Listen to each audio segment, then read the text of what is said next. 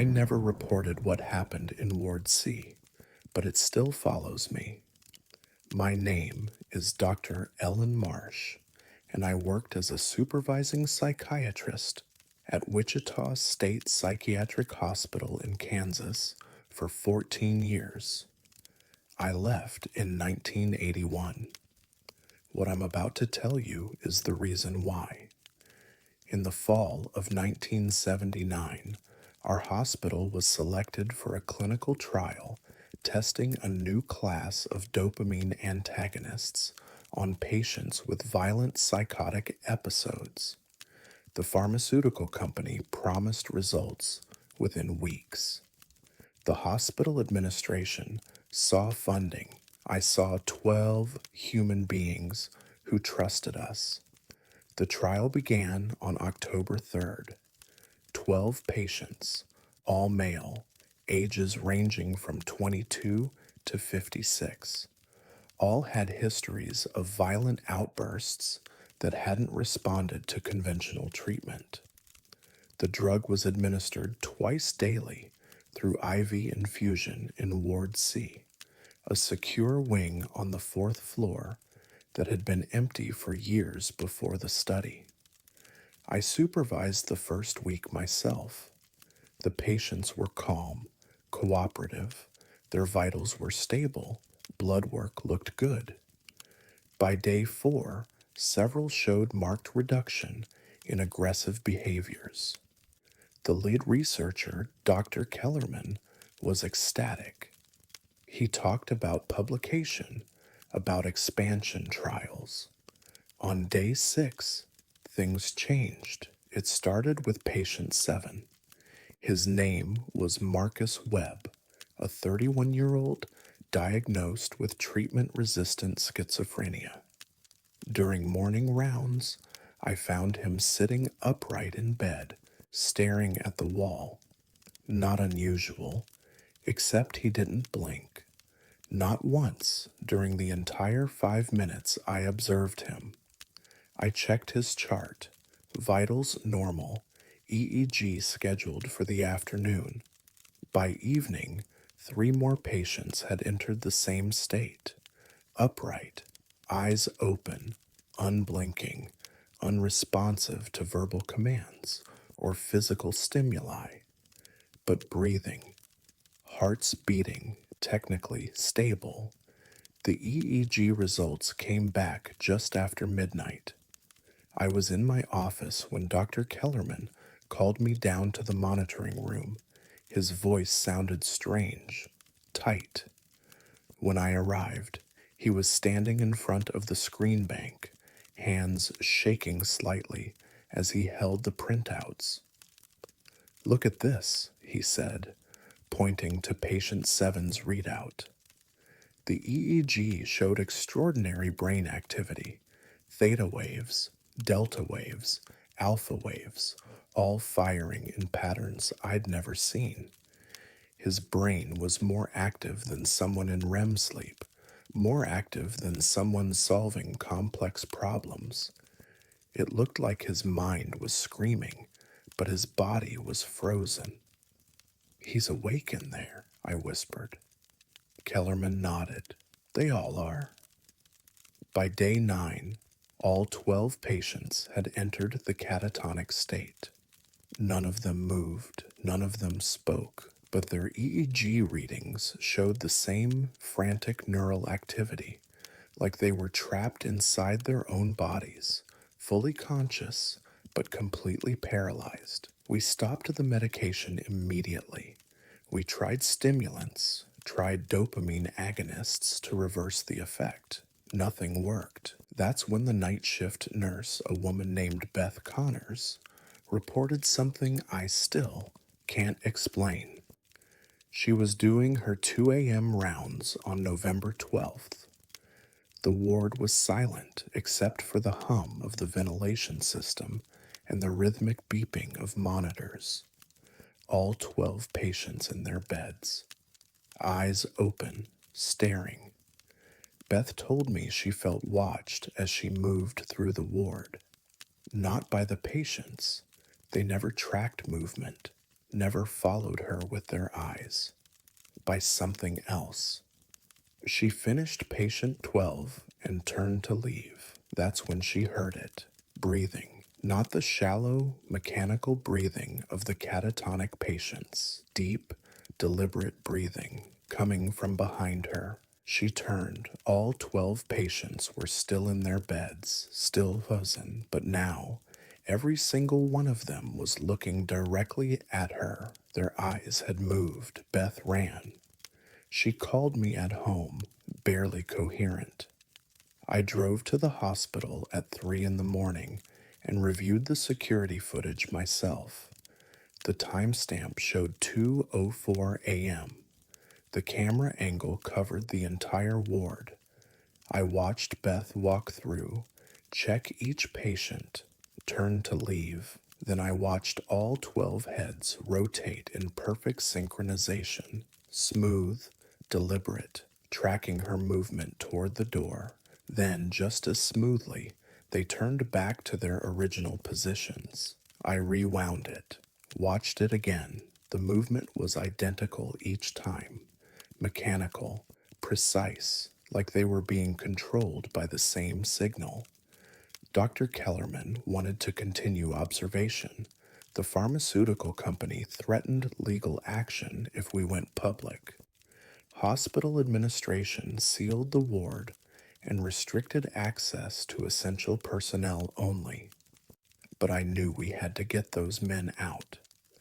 On November 18th, I authorized emergency transfer to the neurology intensive care unit. We moved them one by one, monitoring brain activity throughout.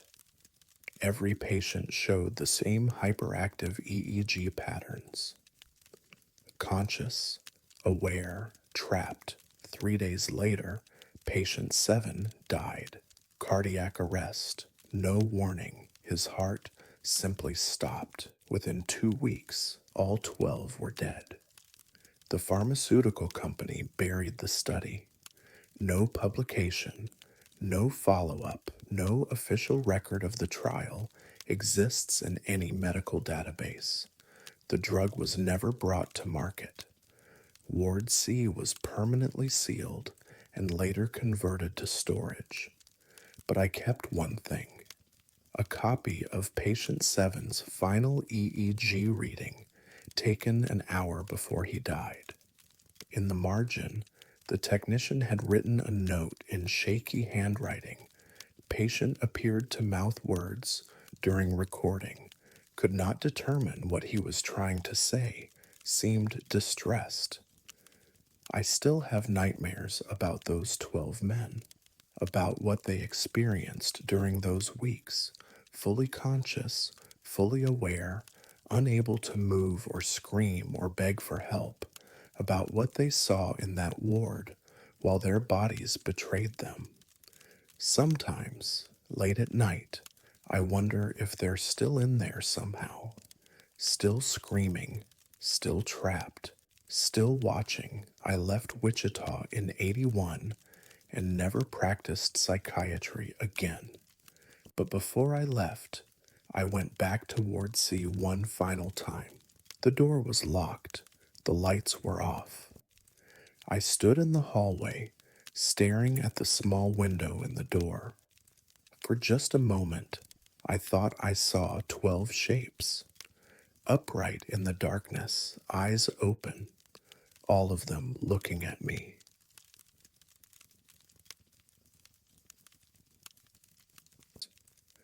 There's a study I participated in that I've never spoken about publicly.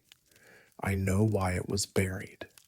My name is Dr. Raymond Cross, and I worked as a sleep researcher at the Portland Sleep Institute in Oregon for 9 years.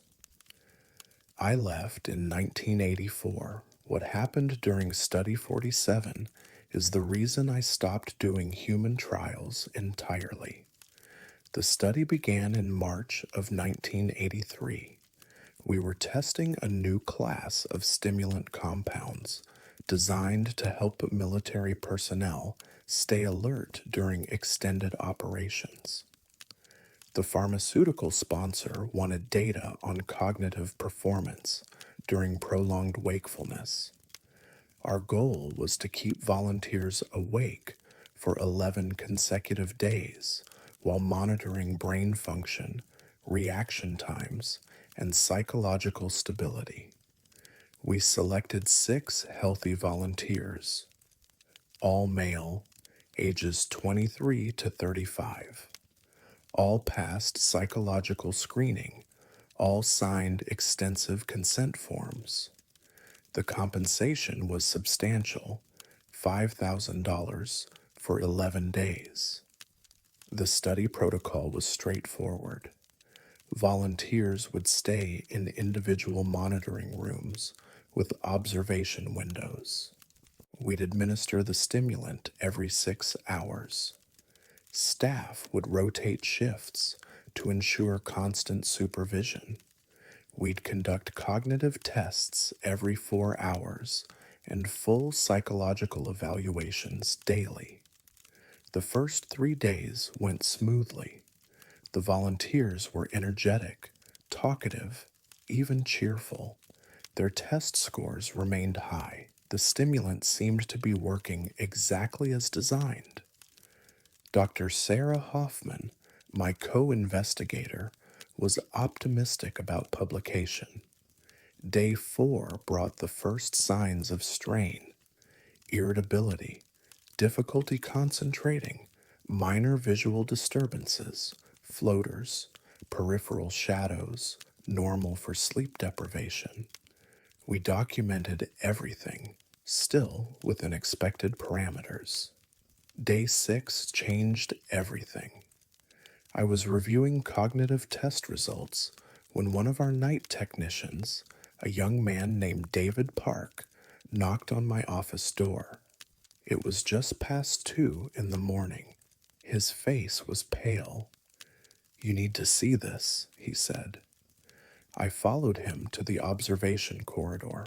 Through the one-way glass, I could see Subject 3, a 28-year-old graduate student named Michael Torres, sitting on his bed, staring at the corner of his room. "He's been like that for 40 minutes, David said. Won't respond to intercom, won't move." I activated the speaker. "Michael, can you hear me?" Nothing. "Michael, I need you to acknowledge."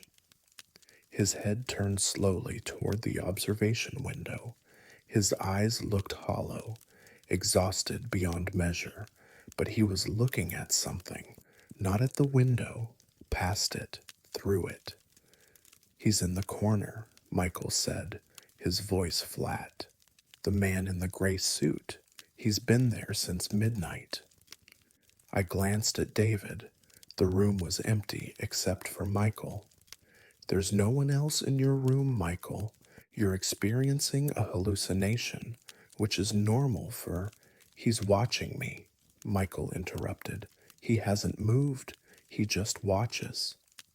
We logged it as a visual hallucination and increased monitoring.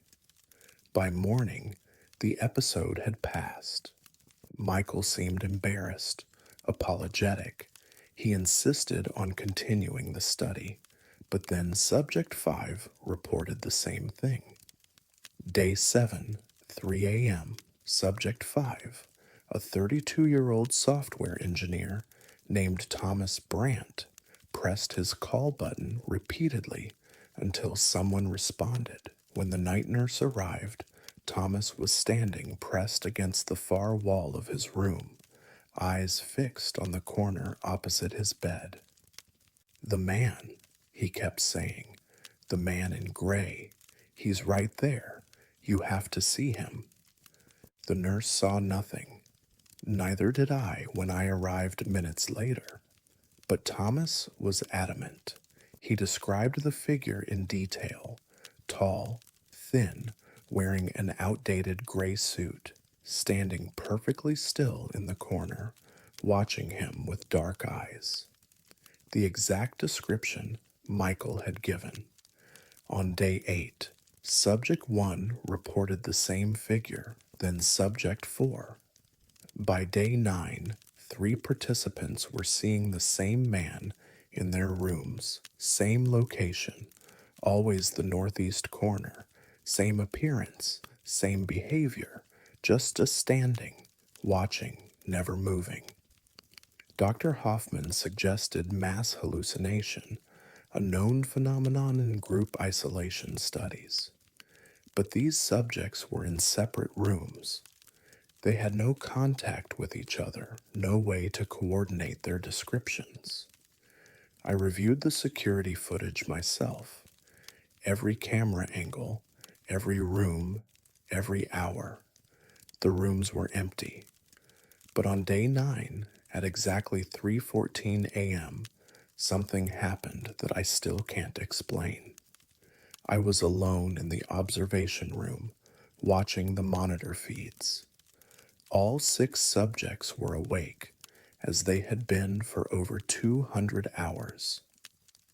Subject 3, Michael, was sitting on his bed.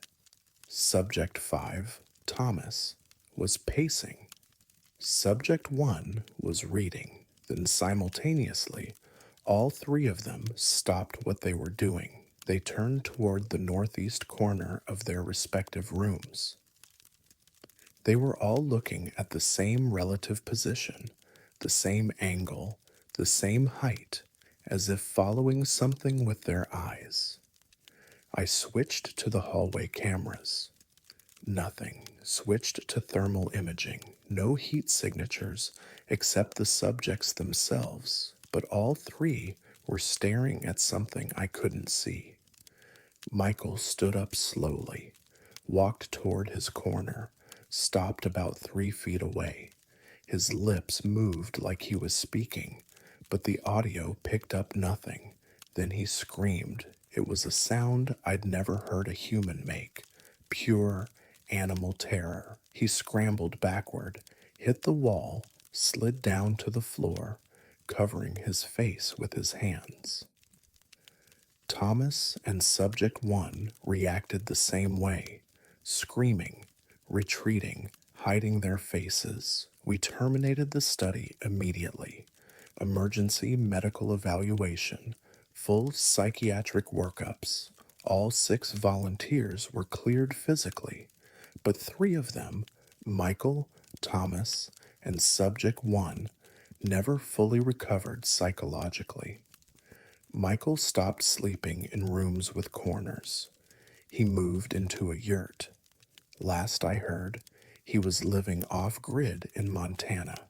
Thomas developed severe anxiety, required medication, refused to discuss the study.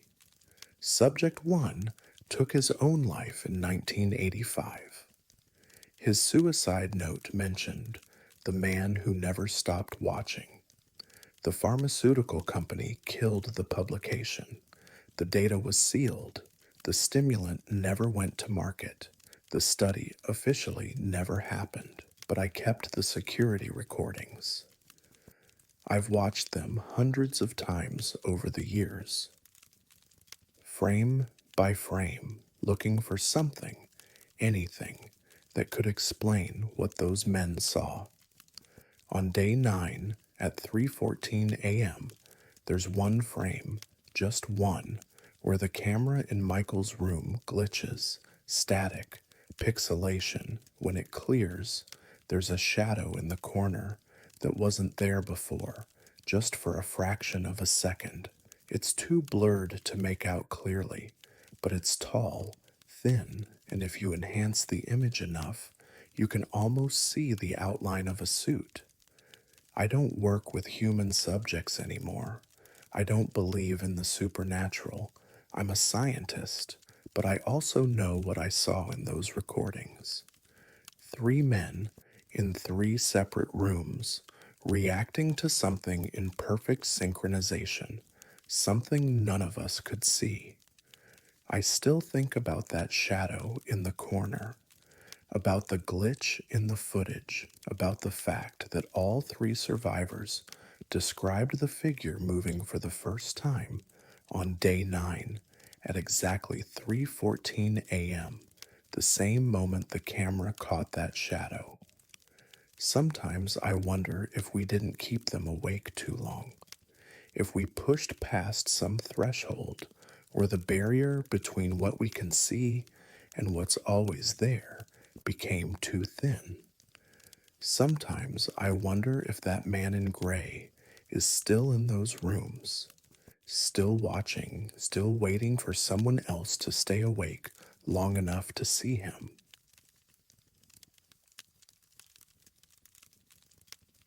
I didn't believe in the dead returning until one of them spoke to me in a language she'd never learned. My name is Dr. Heinrich Adler, and I worked as a psychiatric resident at Steinhoff Hospital in Vienna, Austria, from 1952 to 1958. What I witnessed there changed everything I thought I knew about consciousness and death. Steinhoff was one of the leading psychiatric facilities in Europe during the 50s. We were at the forefront of experimental treatments for severe mental illness. One of our most promising therapies was insulin coma treatment, deliberately inducing hypoglycemic comas in schizophrenic patients to, theoretically, reset their disordered thinking. The treatment was brutal. We would inject massive doses of insulin to drop blood sugar levels so low that patients would slip into unconsciousness. We'd maintain the coma for 30 to 60 minutes, then revive them with glucose. The theory was that the metabolic shock would somehow reorganize brain function. Most patients showed no improvement. Some got worse. A few had seizures. One died, but patient 17 was different. Her name was Anna Weiss, 26 years old, diagnosed with paranoid schizophrenia after a breakdown following her mother's death. She'd been at Steinhoff for 8 months when she was selected for the insulin program in May of 1954. Anna spoke only German. Her file confirmed it. Born in Vienna, educated in Vienna, no travel history, no exposure to foreign languages beyond basic French she'd studied in school years earlier. Her first insulin coma treatment was administered on May 14th. I was the supervising physician. The procedure went according to protocol. Insulin injection at 9 a.m., coma induction by 9:45, maintained unconsciousness for 40 minutes, glucose administered at 10:25. Anna woke slowly, as most patients did, disoriented, confused. She asked where she was, what had happened. Standard post-coma responses. We monitored her for 6 hours, then returned her to her ward. The second treatment was 3 days later. Same protocol, same response, nothing unusual. The third treatment was when everything changed. It was May 21st. Morning treatment. I administered the insulin myself. Anna slipped into the coma right on schedule, vitals stable, brain activity minimal, everything normal. We maintained the coma for 45 minutes this time. Dr. Vogel, the lead psychiatrist, wanted to see if extending the duration would improve outcomes. At the 40-minute mark, something happened. Anna's EEG, which had been showing the slow, flat waves typical of deep unconsciousness, suddenly spiked. Sharp, rapid activity. Her eyes began moving beneath her closed lids. REM activity, like she was dreaming, but her body remained completely unresponsive. Should we wake her? The attending nurse asked. Dr. Vogel shook his head. Wait, this is interesting. The EEG activity intensified. His lips began to move. No sound at first, just subtle movements, like she was speaking silently in her sleep. Then we heard it. A whisper so quiet I almost missed it. Words I didn't recognize. Not German, not French. The rhythm was wrong. The sounds were unfamiliar. Is she speaking? The nurse asked. I leaned closer. Anna's lips were definitely forming words. Her eyes were still closed, still in the coma, but she was speaking. Dr. Vogel grabbed a notepad and began running phonetically what we heard.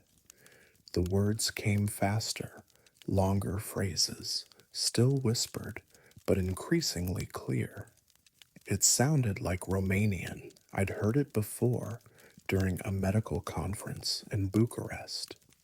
The cadence, the harsh consonants, the particular vowel sounds. But Anna had never been to Romania, had never studied the language.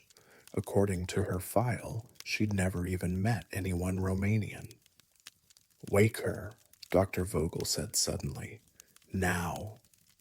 We administered the glucose. Anna's eyes fluttered open within minutes. She looked at us, confused, exhausted. How do you feel? I asked in German.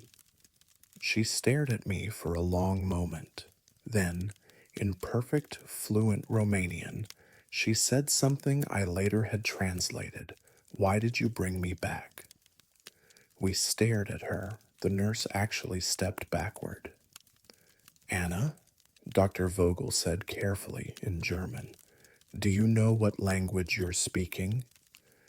Anna blinked, looked down at her hands, back at us. When she spoke again, it was in German, but her voice sounded different, flatter, empty.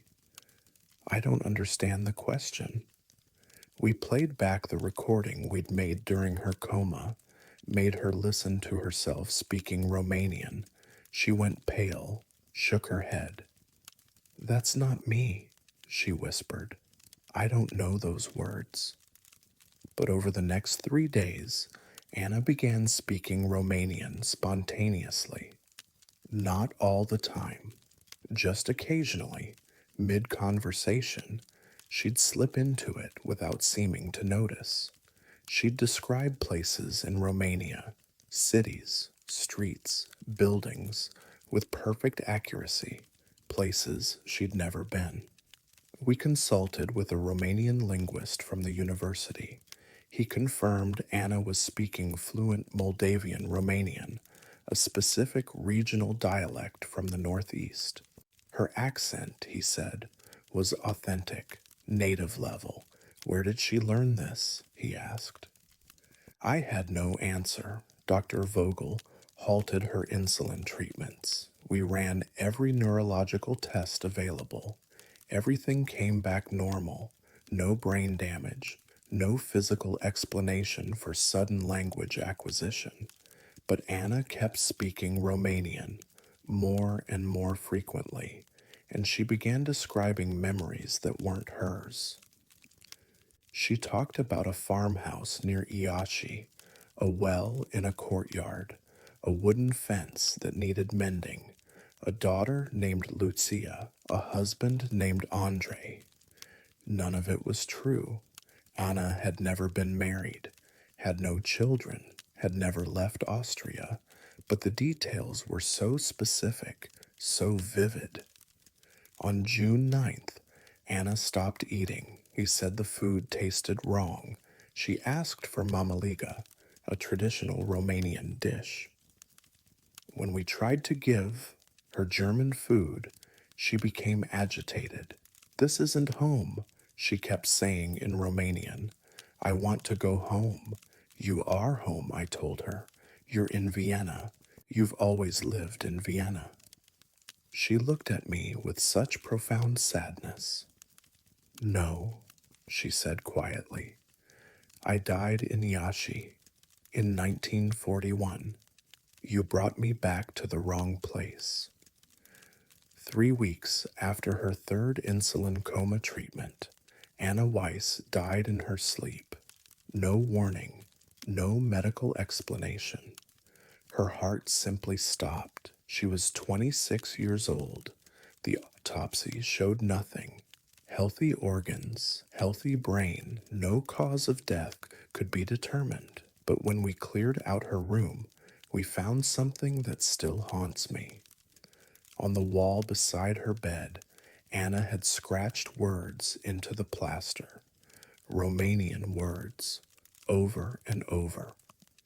Lucia, Mama se întoarce. Lucia, Mother is coming back. I had it investigated, quietly, through contacts in Romania. In 1941, during the war, a woman named Elena Popescu died in Iași during the pogrom. She was 29. She had a daughter named Lucia. She lived in a farmhouse with a well and a fence that needed mending. She spoke Moldavian Romanian. I left Steinhoff in 1958 and never practiced insulin coma therapy again. But I kept Anna's file, and sometimes, late at night, I wonder where consciousness goes during those deep comas. What doors we open when we shut down the brain so completely. And I wonder if Anna Weiss ever made it back to Iași, back to Lucia, back home.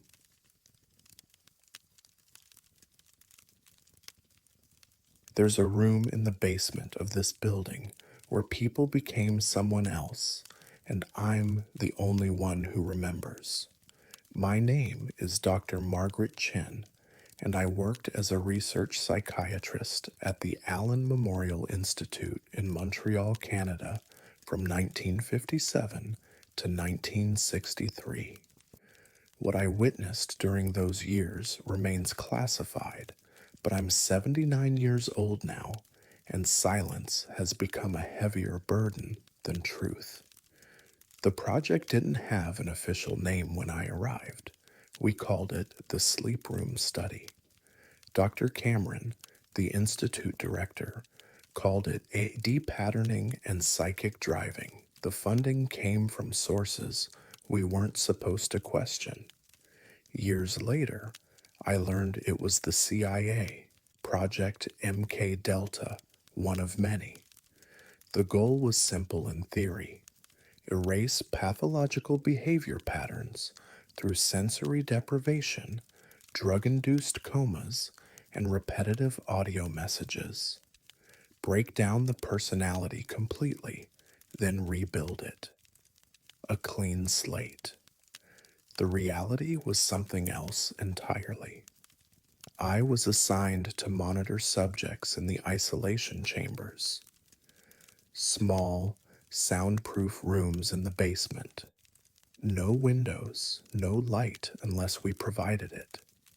Patients would be kept in drug-induced twilight states for days, sometimes weeks, while tape-recorded messages played on loop through speakers mounted in the walls.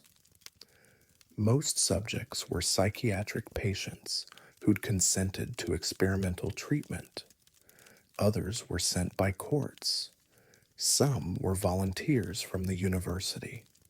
The consent process was questionable at best, but I was young, ambitious, and I trusted Dr. Cameron's reputation. I stopped trusting him after subject 14. Her name was Claire Beaumont, 34 years old, admitted for severe depression following a divorce. She'd volunteered for the study in January of 1961 after conventional therapy failed. She seemed hopeful, desperate for relief. The protocol called for 21 days of treatment, LSD and barbiturates to maintain a semi-conscious state, sensory deprivation, blindfold, earplugs, padded gloves to eliminate tactile input, and the tapes. Her tape was designed to reinforce positive self-image. You are worthy. You are strong. You are whole. I supervised her first week. Standard responses, disorientation, confusion, some distress when the drugs wore off. We'd sedate her again, continue the loop.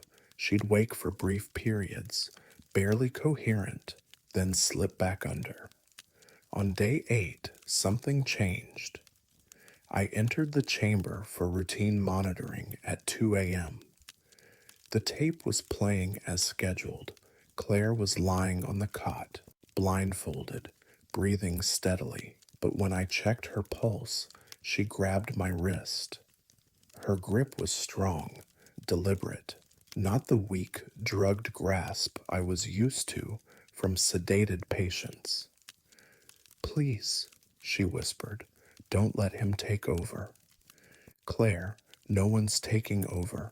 You're safe. You're in treatment. He's in here. Her voice was different, lower, strained. He's been here since day 4. He's getting stronger. I checked her chart. She'd received her scheduled doses. Should have been deeply sedated, but she was lucid, focused. Who's in there, Claire? She pulled off her blindfold with shaking hands. Her eyes were wide, terrified. Thomas. His name is Thomas. He keeps telling me things about his life, his wife, his children, places I've never been. You're experiencing drug-induced hallucinations. It's a known side effect. No. She sat up, grabbed my arm with both hands. I can feel him. Inside my head, he's real. He died in 1943. He was a pilot. He crashed near Normandy. He wants his life back.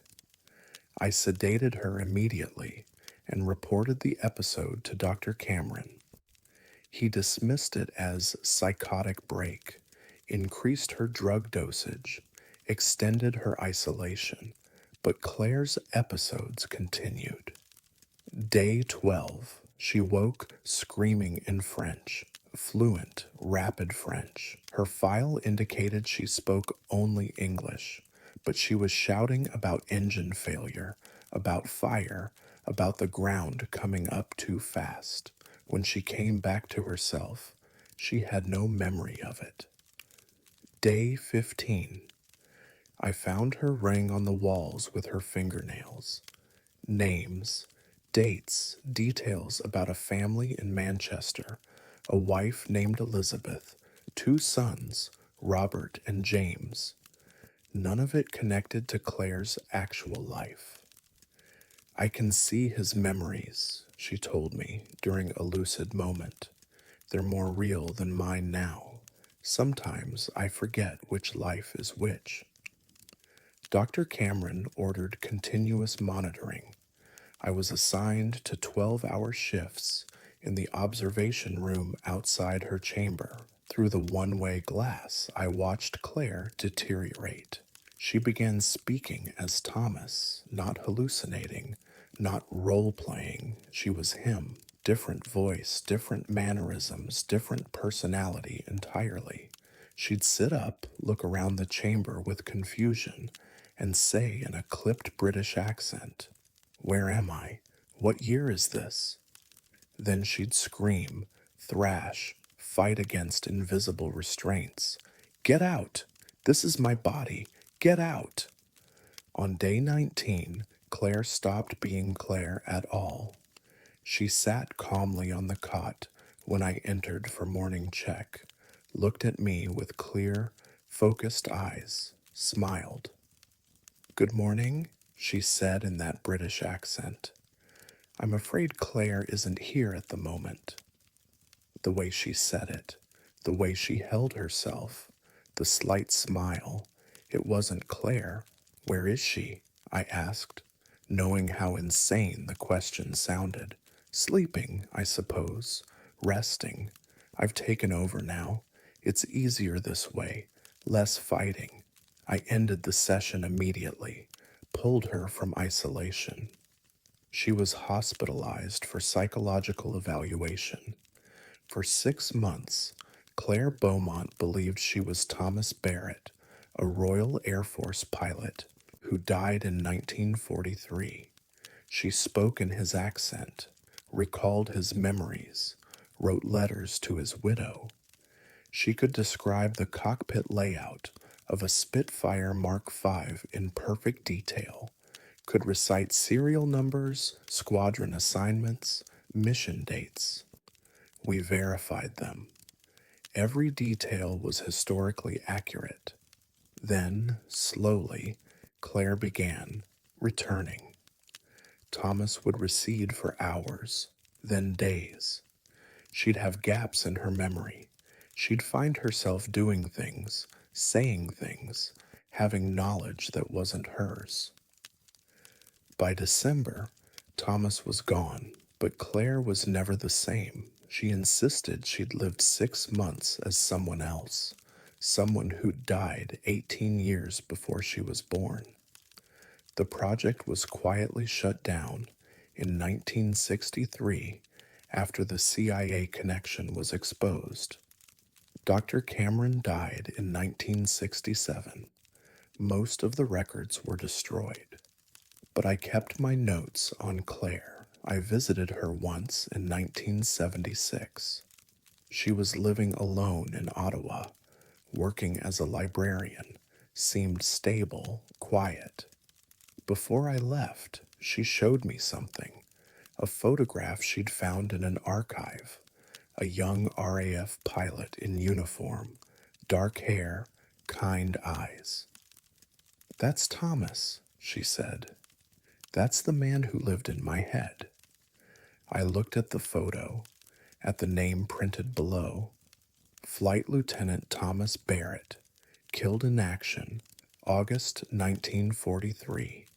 The same face Claire had drawn from memory a dozen times during her treatment. "Do you still feel him?" I asked. Claire smiled sadly. "Sometimes, when I'm alone, when it's very quiet, I'll hear his voice, just for a moment. Still looking for his way home, I left Montreal in '63 and never practiced experimental psychiatry again. But I think about Claire often, about what we did in those basement rooms, about the doors we opened in the human mind when we stripped away everything that makes us ourselves, about what might be waiting on the other side of consciousness, looking for a way in, looking for a body that's empty enough, looking for someone who's been broken down completely, someone who can't fight back anymore. I'm 79 now. The nightmares have never stopped. And sometimes, late at night, I wonder if Thomas ever truly left Claire's mind, or if he's still there, still waiting, still whispering.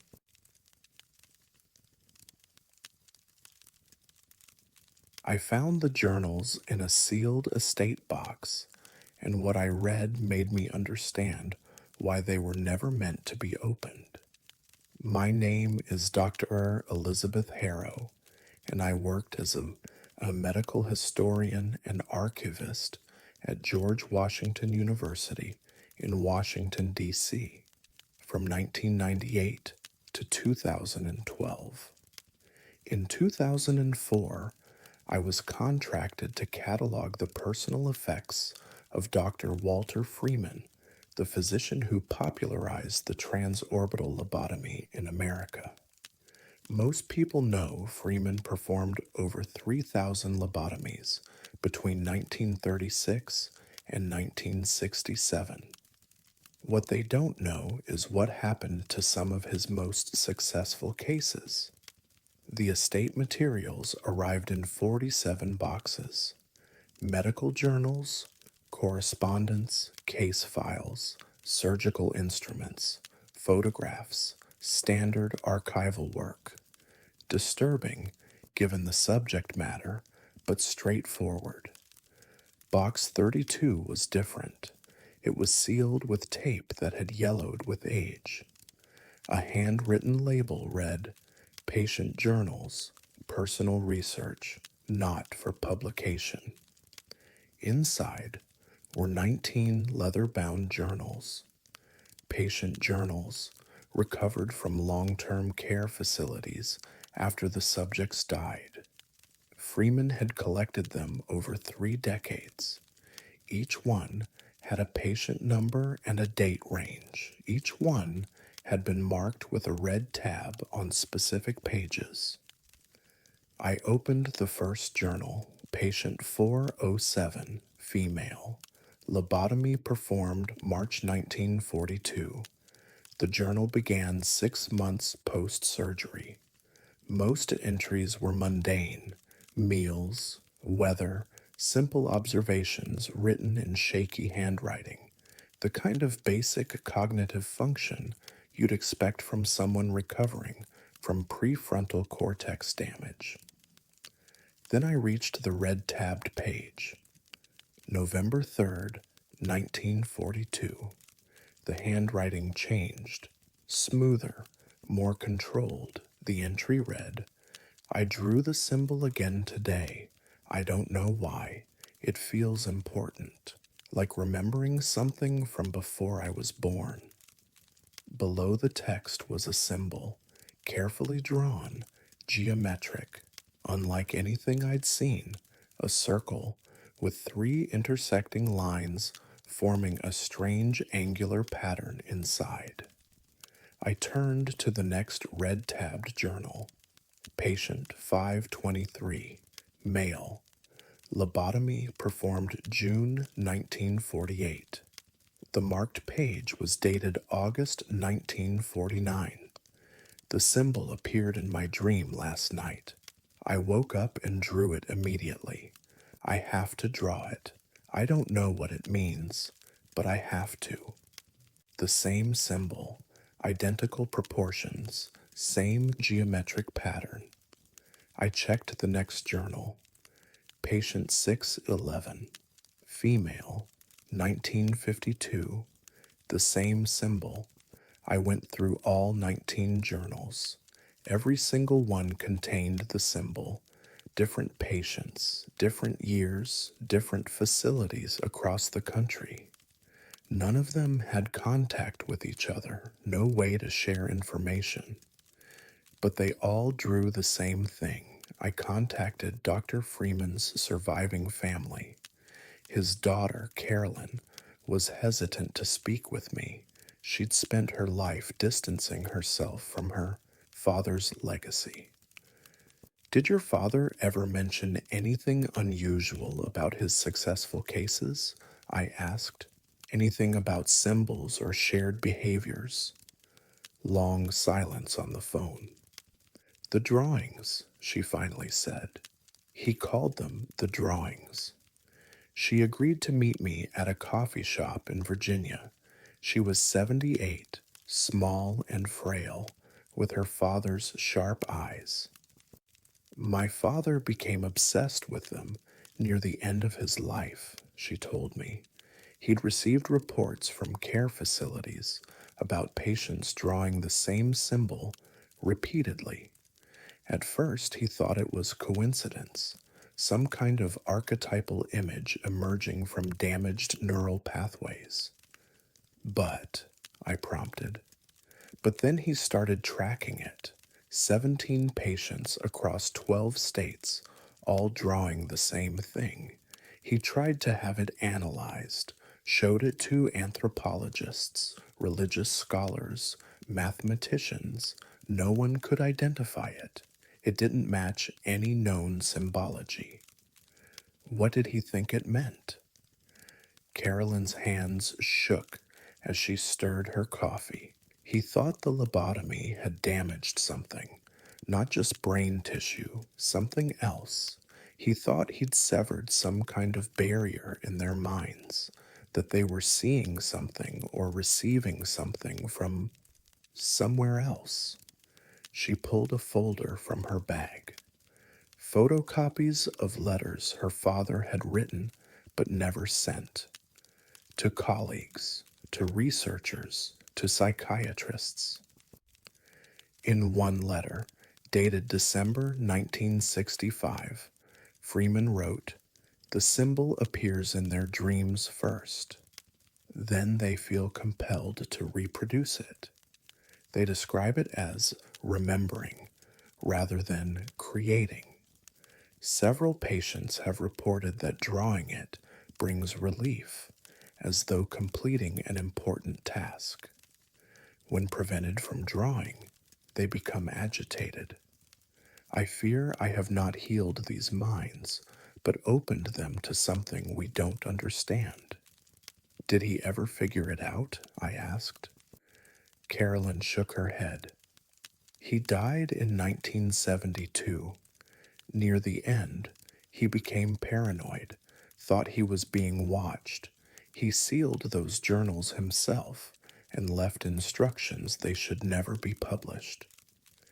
I returned to the archives determined to understand the pattern.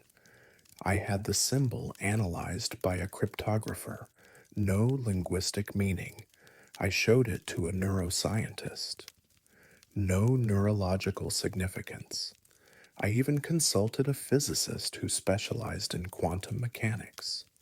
She went pale when she saw it. "Where did you get this?" she asked. I explained the lobotomy patients, the journals, the timeline. She pulled up a paper on her computer.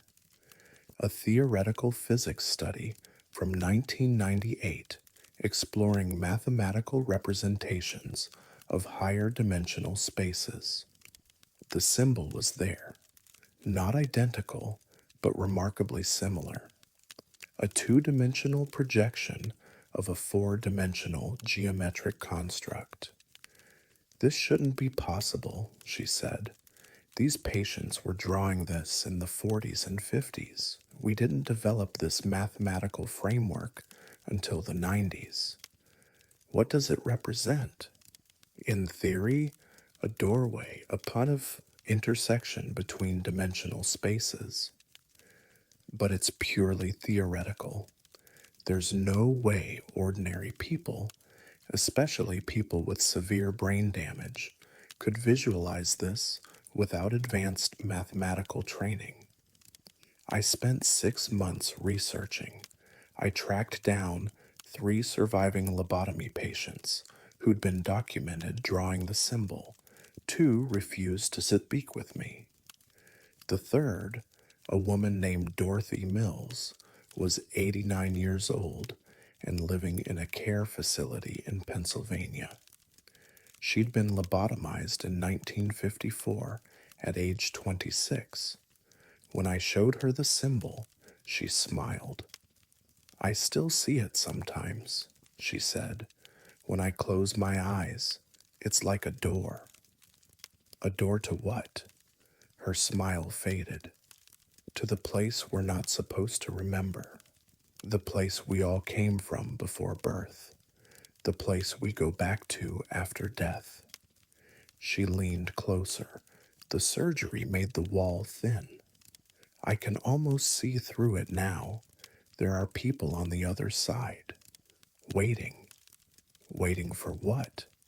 For us to open the door all the way.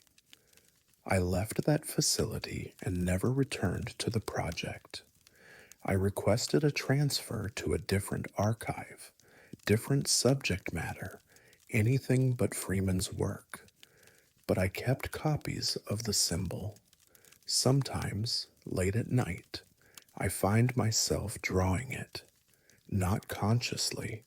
I'll be working on something else and my hand will start moving on its own, creating those lines, that pattern. And when I finish, I feel relief, like I've completed something important, like I've answered a call I didn't know I'd received. I destroyed Freeman's journals, burned them. The family supported the decision. Better that than risk someone else finding them. Risk someone else seeing the pattern. Risk someone else opening that door.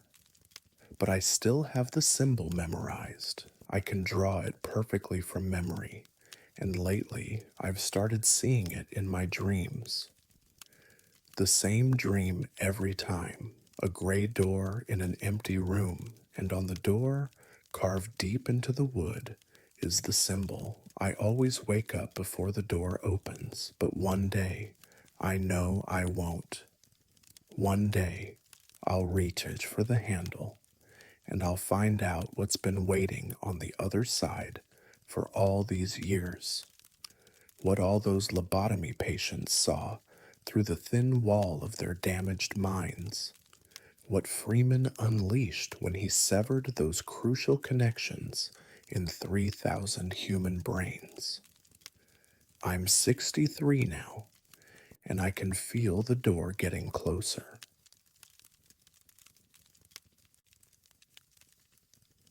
If you ever work in a transfusion clinic, don't ask patients about their dreams afterward. My name is Dr. James Whitaker, and I worked as a hematologist at Seattle General Hospital in Washington from 1989 to 1993. I left because of what happened during Trial Protocol 7B, a study I can't forget no matter how hard I've tried. We were testing a new synthetic hemoglobin compound designed to address the national blood shortage. The product was revolutionary, oxygen carrying molecules that didn't require matching blood types. No donors needed, no contamination risk, just clean, manufactured blood substitute. The pharmaceutical company promised it would change emergency medicine forever. The trial began in April of 1991. We selected 12 volunteers, all healthy, all compensated well, all eager to contribute to medical advancement. The protocol was simple. We'd replace 20% of each volunteer's blood volume with the synthetic hemoglobin, monitor them for 72 hours, track oxygen saturation, cognitive function, and physical responses. The first 48 hours were perfect. Vitals stable, oxygen delivery optimal, no adverse reactions. The lead researcher, Dr. Patricia Voss, was already drafting publication materials. Then Subject 7 started talking about drowning. His name was Marcus Powell, 32 years old, software engineer, no history of mental illness, no trauma history. He'd never had a near drowning experience. But on day 3, during routine cognitive assessment, he mentioned having vivid dreams about water. It's weird, he said, sitting in the monitoring room. I keep dreaming I'm underwater, can't breathe, can't reach the surface. It feels so real I wake up gasping. I noted it as a possible stress response and moved on. Then Subject 3 reported the same thing. Jennifer Carlisle, 28 years old, graduate student, completely different background from Marcus, no connection between them. The drowning dreams, she said during her 72-hour interview, are other people having them too? I felt something cold settle in my stomach. Why do you ask? Because they're too specific, too detailed. It's not just drowning, it's drowning in a specific place. Dark water, cold. I can see a bridge overhead, metal beams, and I can hear someone screaming my name, but it's not my name. It's Daniel. I reviewed Marcus's dream journal. He'd mentioned a bridge, dark water, and a voice calling a name. Daniel. By the end of the week, 5 subjects were reporting identical dreams. Same location, same sensation, same voice, calling for Daniel. Dr. Voss ordered psychological evaluations, suggested shared anxiety, group influence, suggestion bias. But these subjects weren't in contact with each other. They were monitored separately, different rooms, different schedules. They couldn't have coordinated their stories. I started investigating the synthetic hemoglobin itself, traced the manufacturing process, reviewed the molecular structure. Everything checked out. Then I found the source material documentation. The synthetic hemoglobin wasn't purely synthetic. It was based on a template, real human hemoglobin, that had been molecularly mapped and then replicated. Standard practice for developing blood substitutes. The template had come from a single donor. His name was Daniel Reeves. I found his donation record in the archived files. 26 years old, Seattle resident. He donated blood twice in 1988 as part of a research study. Then I found his death certificate. Daniel Reeves drowned on October 14th, 1988. His car had gone off the Aurora Bridge during a storm. His body was recovered 3 days later from the dark, cold water beneath the bridge. The same bridge 5 trial subjects were seeing in their dreams. I brought this to Dr. Voss immediately. She dismissed it as coincidence. Confirmation bias. Seattle residents would naturally associate drowning with the Aurora Bridge, but none of the subjects knew the synthetic hemoglobin was based on a real donor, and none of them knew that donor had drowned. The dreams intensified. Marcus started screaming in his sleep. The night nurse reported he'd thrash and gasp, calling out for help, begging someone to open the car door. Jennifer stopped sleeping entirely. She said she could feel the water in her lungs even when she was awake. Subject 9, a man named Robert Chen, became convinced he was Daniel. I remember getting into the car, he told me during an emergency psychiatric evaluation. I remember the rain, the steering wheel sliding, the guardrail breaking, the impact, the water pouring in through the windows. I remember drowning. Those aren't your memories, Robert. Then why do I know exactly how the water tasted? Why do I know the exact moment I stopped fighting? Why do I remember my fiance's face, Sarah's face, even though I've never met anyone named Sarah? I verified it. Daniel Reeves had been engaged to a woman named Sarah Mitchell. She still lived in Seattle. Against protocol, I contacted her. We met at a coffee shop downtown. She was hesitant, confused about why a doctor wanted to discuss her dead fiance. Did Daniel ever talk about the night of the accident? I asked. He called me, she said quietly, right after he went into the water. His phone still worked for about 30 seconds. He was screaming, telling me he loved me, begging me to help him. Then the line went dead. What exactly did he say? His exact words? She closed her eyes. He said, Sarah, I can't get the door open. The water's too high. I can't breathe. Sarah, please, I don't want to die like this. I felt my blood run cold. Robert Chen had recited those exact words during his evaluation, word for word, verbatim. I terminated the trial immediately.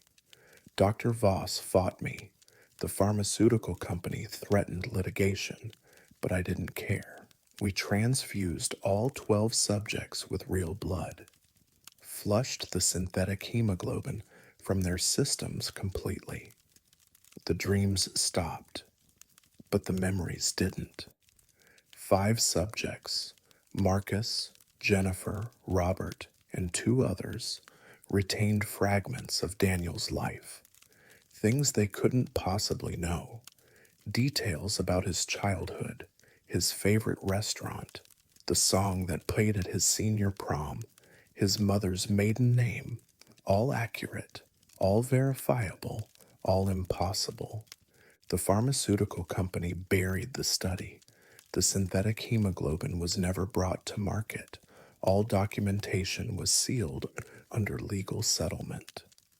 But I kept the files. I've spent 30 years trying to understand what happened.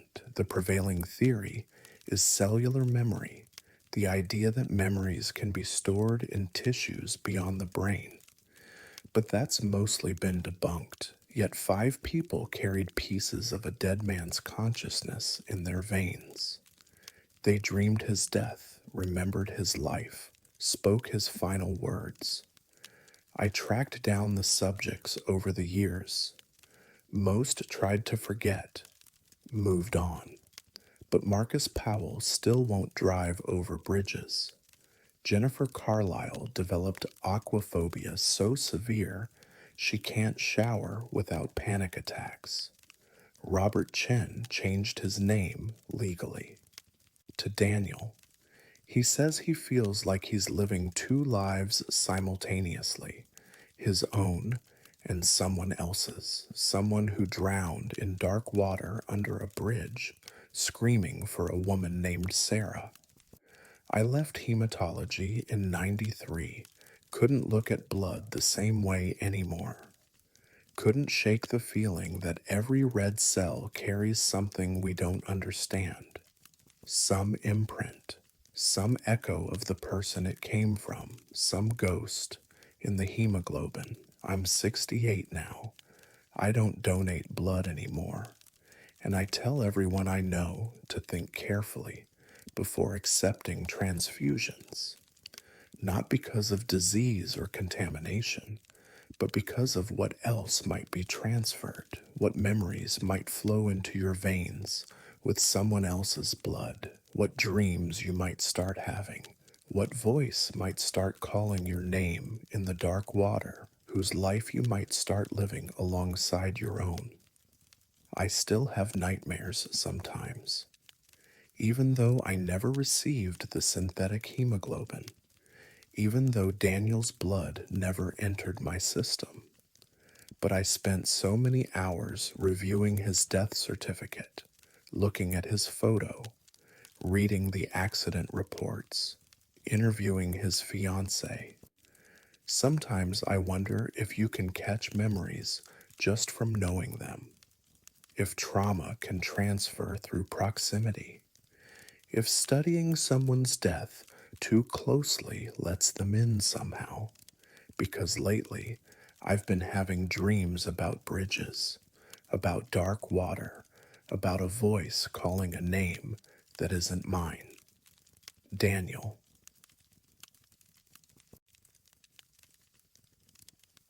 I didn't believe patients could hear thoughts until one of them described a conversation happening 3 floors below him. My name is Dr. Vernon Hayes, and I worked as an infectious disease specialist at Cook County Hospital in Chicago, Illinois, from 1922 to 1931. What I witnessed during the malaria fever therapy trials still defies every principle of medical science I was taught. Malaria therapy was considered cutting-edge treatment in the 20s. The concept was brutal but simple. Infect syphilis patients with malaria to induce high fevers that would kill the spirochete bacteria. Once the infection was controlled, we'd treat the malaria with quinine. Dr. Wagner, who ran the program, claimed a 60% success rate. What he didn't mention were the side effects that appeared during peak fever states. The trial began in January of 1926. We selected 22 patients with advanced neurosyphilis. All had exhausted conventional treatments. All signed consent forms, though most barely understood what they were agreeing to. The protocol required us to infect patients with Plasmodium vivax malaria by injecting them with blood from infected donors. We'd monitor their fever cycles, allow 3 to 5 peaks, then administer quinine to halt the malaria. Simple, clinical, routine, patient. 12 changed everything. His name was Thomas Brennan, 47 years old, stage 3 neurosyphilis with progressive dementia. He'd been deteriorating rapidly when he entered the program. We infected him on January 23rd. His first fever spike came 48 hours later, 104 degrees Fahrenheit, high but expected. We cooled him with ice baths, monitored his vitals, waited for the fever to break. During his second fever peak, on January 28th, something unusual happened. I was checking his temperature, 105.6, when Thomas suddenly turned his head toward me and spoke clearly for the first time in weeks. Dr. Morrison is arguing with his wife on the telephone, he said. She's upset about the money he spent on automobile repairs. She says they can't afford it. I stared at him. Dr. Morrison was our chief administrator. His office was 3 floors down in the opposite wing. Thomas, you're hallucinating. The fever. No, he interrupted, his eyes sharp despite the glaze of fever. I can hear them. Dr. Morrison just told her he'll return the automobile tomorrow. She's crying now. I left Thomas with the attending nurse and went directly to Dr. Morrison's office. He was on the telephone. His face was red. When he saw me, he hung up quickly. Is everything all right? I asked. He looked uncomfortable. Just a disagreement with my wife about automobile expenses. My skin went cold. Did she ask you to return the vehicle? His expression shifted to surprise. How did you know that? I returned to Thomas's room.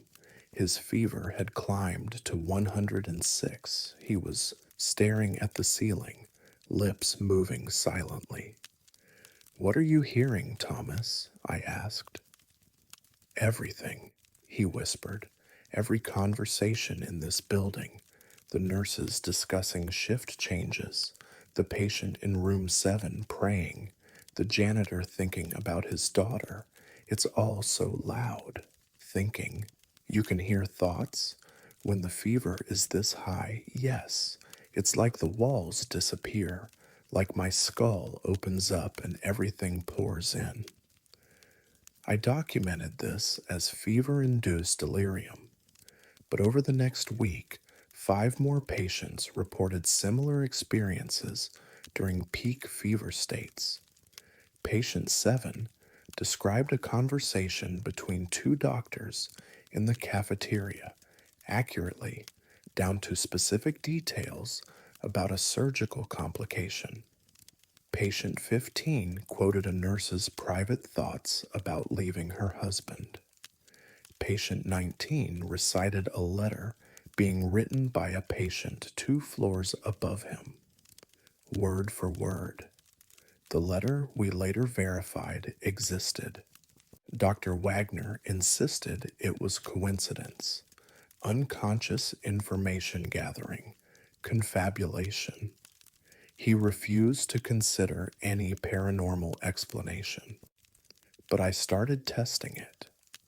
During patient 12's 4th fever peak, 106.2 degrees, I conducted an experiment.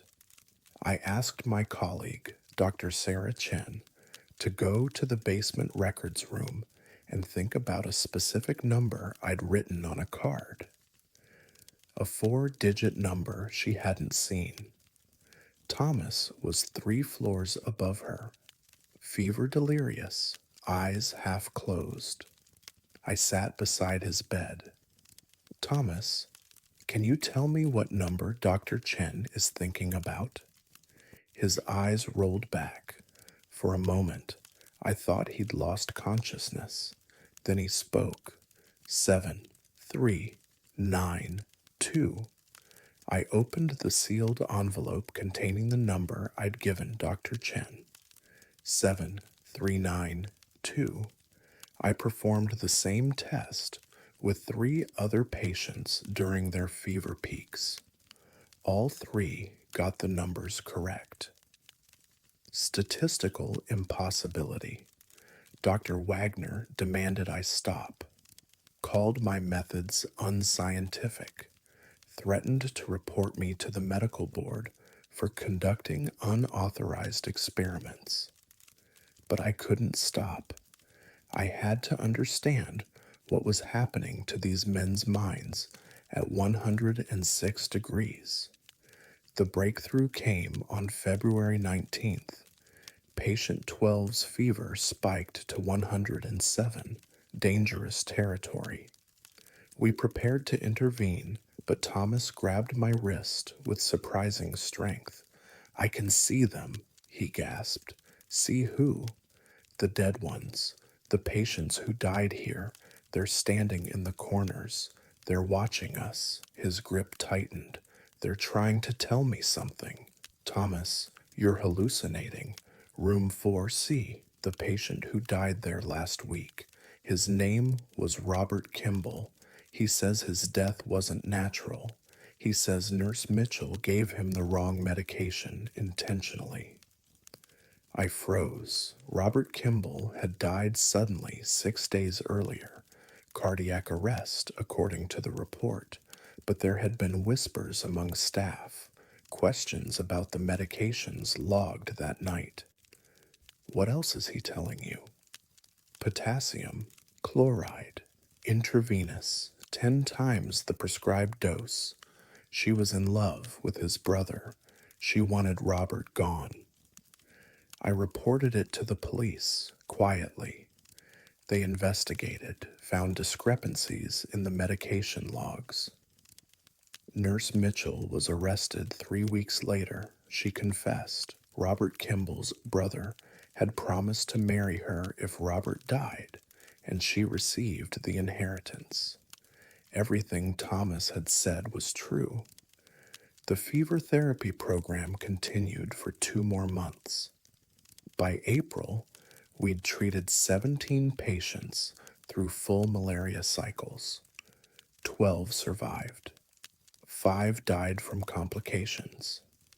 But every single patient reported the same phenomenon during peak fever states: hearing thoughts, seeing the dead, accessing information they couldn't possibly know.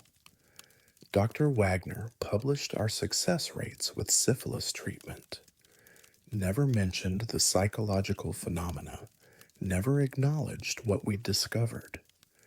But I kept records, documentation, test results. I left Cook County in 31 and never practiced fever therapy again. The risks outweighed the benefits, and honestly, I couldn't handle what it revealed. The human brain isn't designed to operate at 106 degrees. At that temperature, something breaks. Some barrier that normally keeps us isolated inside our own minds. And when that barrier dissolves, we become receivers, tuned to every thought, every memory, every consciousness nearby, including the ones that should have stayed silent, including the dead. Thomas Brennan survived the treatment. His syphilis went into remission, but he was never the same. He'd spend hours staring at empty corners of rooms, muttering to people no one else could see. They never leave, he told me during his final follow-up appointment. Once you've heard them, they know you can. They keep trying to talk, even now, even without the fever. They're always there, always whispering. He died in 1933, not from syphilis, from jumping off a bridge. His suicide note contained a single sentence: "I can't make them stop talking." I'm 89 years old now. I haven't thought about malaria therapy in decades, but sometimes, when I have a fever, just a regular flu fever, nothing close to 106, I start hearing things. Whispers at the edge of hearing, thoughts that aren't mine, voices from empty rooms. And I wonder if Thomas was right. If opening that door even once means it never fully closes again. If burning hot enough to break the barrier means you're marked forever. If they can always find you afterward.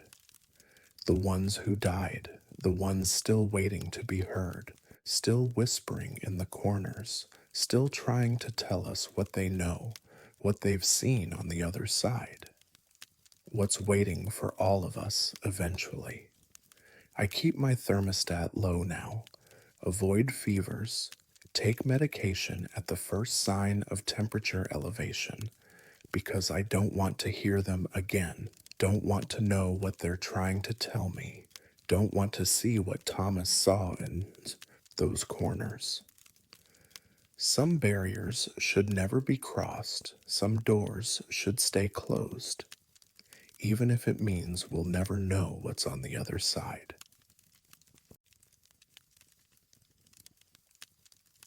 If you ever work in rehabilitation medicine, never let amputees use mirrors unsupervised.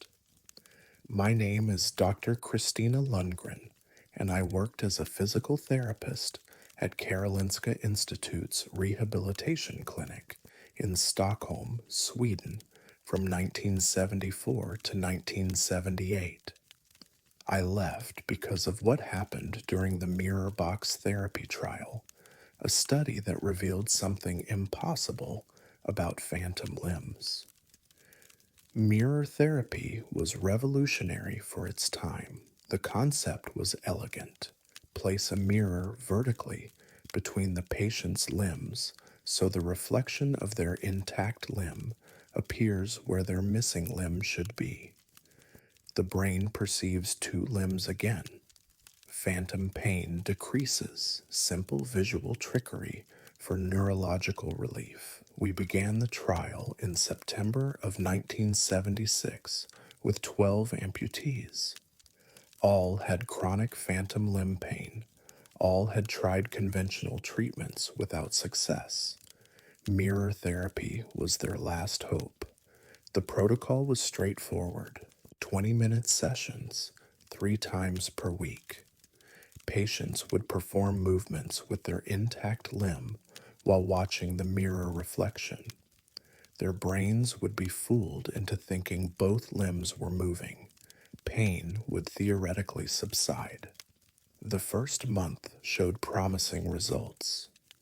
Pain scores decreased across all subjects. Dr. Eric Hallstrom, our lead researcher, was ecstatic. We were preparing to expand the study. Then patient 7 shattered every mirror in the therapy room.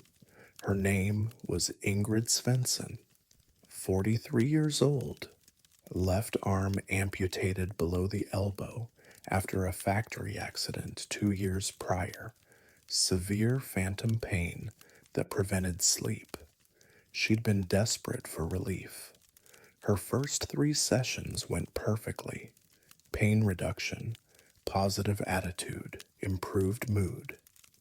During her 4th session, something changed. I positioned the mirror as usual. Ingrid placed her right arm on one side, her residual left limb on the other. The reflection showed 2 complete arms. "Begin whenever you're ready," I said. "Open and close your hand slowly." Ingrid flexed her right hand. The reflection mirrored the movement perfectly. Then her face went pale. "It moved," she whispered. "Yes, the reflection moved. That's the point of the therapy." "No, Her voice shook. My left hand, my missing hand, it moved. I felt it. That's phantom sensation. Very common. It means the therapy is working. You don't understand. She stared at the mirror. It moved differently. I closed my right hand, but my left hand, it waved at me. I looked at the reflection. It showed her right hand, mirrored. Nothing unusual. Ingrid, you're just experiencing, she screamed. Her eyes were locked on the mirror. She lurched backward, knocking over her chair. It's not mine anymore. It's moving on its own. I looked at the reflection again. Her right hand was still. The mirror showed both hands still, but Ingrid was staring at something I couldn't see. It's reaching for me, she gasped. My left hand is reaching for my throat. Then she raised her residual limb, the stump of her left arm, and began clawing at her own neck with the limb that ended 4 inches below her elbow. But she was choking herself, gasping, face reddening, eyes bulging, struggling against an invisible grip. I grabbed her residual limb. Nothing was there. No hand, no fingers, just the scarred stump. But Ingrid was choking to death. 2 orderlies had to pull her arms away from her neck. She collapsed, sobbing, red marks forming on her throat where something, phantom or real, had been strangling her. Dr. Hallstrom dismissed it as psychotic episode, hallucinogenic break. We documented it and scheduled psychiatric evaluation. But 3 days later, patient 3 reported the same phenomenon. His name was Lars Bergman. Right leg amputated above the knee. He'd been doing well with mirror therapy until his 6th session. My leg moved wrong, he told me afterward. His hands were shaking. I lifted my left foot, but in the mirror, my right foot stayed down. Then it kicked, hard, like it was trying to run away. What you're describing isn't possible, Lars. The mirror only shows. I know what mirrors show. His voice rose. But this wasn't a reflection anymore. It was something else, something that looked like my leg, but wasn't mine. He refused to continue therapy. By October, 6 patients reported similar experiences, their phantom limbs appearing in the mirror, but moving independently, gesturing, reaching, behaving autonomously. Patient 9 said his missing hand made obscene gestures at him. Patient 11 claimed her phantom foot tried to step through the mirror. Patient 7, Ingrid, had to be sedated after she saw her phantom hand writing messages in the condensation on the mirror surface. Messages she couldn't read but insisted were warnings. Dr. Hallstrom ordered psychological screening for all subjects. Every single one came back mentally stable. No history of psychosis, no shared delusions. They were all seeing the same impossible thing, phantom limbs that were no longer under their control. I started documenting the sessions on film, standard protocol for research studies. What I captured on camera still haunts me.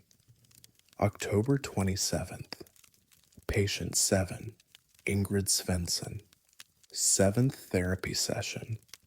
The footage shows Ingrid seated at the mirror box, her right arm positioned on one side, her residual left limb on the other. The mirror reflection shows 2 intact arms. Normal, expected. Then, at the 3-minute mark, something changes. The reflection stays still, but Ingrid's face contorts in terror. She's staring at the mirror, eyes wide, screaming silently. The camera angle doesn't capture the mirror's surface clearly, but you can see Ingrid's reaction. See her trying to pull away. See her residual limb thrashing as if fighting against something. Then you see her right hand, the intact one visible in frame, suddenly reach across her body and grab her own throat. But here's what makes the footage impossible. Her face shows complete surprise. Like her own hand is attacking her against her will, she chokes herself for 11 seconds before I manage to pull her hand away.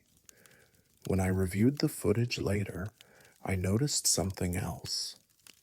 There's a moment, just one frame, where the mirror catches the light at a certain angle, and in that frame, you can almost see the reflection. It shows two hands around Ingrid's throat, but her right hand is on the table, still, unmoving. The hands choking her are somewhere else.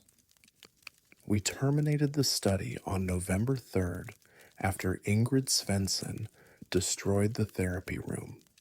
She arrived for her 8th session, calm and cooperative, sat down at the mirror box, placed her hands in position. Then she saw something in the reflection that made her stand up, grab the mirror, and smash it against the wall. She didn't stop there. She went through the room systematically destroying every reflective surface, mirrors, glass picture frames, windows, the chrome on the equipment, even the polished metal fixtures. It took 4 orderlies to restrain her. "They're in the mirrors," she screamed. "All the missing pieces, all the parts we cut off. They're alive in there. They're watching us. They want to come back." She was institutionalized for psychiatric treatment, diagnosed with mirror-induced psychosis, a condition that didn't exist before our study. The other patients were quietly withdrawn from the trial. No publication, no results released. The footage was sealed. Dr. Hallstrom left Sweden. Last I heard, he was working in New Zealand. He never practiced mirror therapy again. But I kept one piece of evidence, a photograph from the final session, taken moments before Ingrid destroyed the room. The photo shows her sitting at the mirror box. You can see her right arm clearly. You can see her residual left limb. And you can see the mirror. In the reflection, there are 2 complete arms. But if you look closely, very closely, at the phantom hand reflected in the mirror, you'll notice something wrong. The fingers are positioned differently than her right hand. They're not mirroring her movements. They're spread wide, reaching toward the camera, reaching toward the viewer. I'm 71 years old now. I don't keep mirrors in my home. I avoid reflective surfaces when possible, because sometimes, late at night, I think about what Ingrid said, about all the missing pieces, all the amputated limbs, all the parts of ourselves we've lost. And I wonder if they really do go somewhere, if they exist in some reflected space we can only glimpse in mirrors, if they're aware, conscious, waiting, wanting to return to the bodies they were severed from. I had a tooth extracted last year. Simple procedure, routine, but afterward, I felt phantom pain in the socket, and one morning, while brushing my teeth, I glanced in the bathroom mirror. For just a second, I saw it. My reflection smiled at me with all its teeth intact. I don't use mirrors anymore, not since I realized the reflection might not be following me. It might be leading, showing me what's waiting in that other place, the place where all the missing pieces go, still moving, still reaching, still trying to find their way back.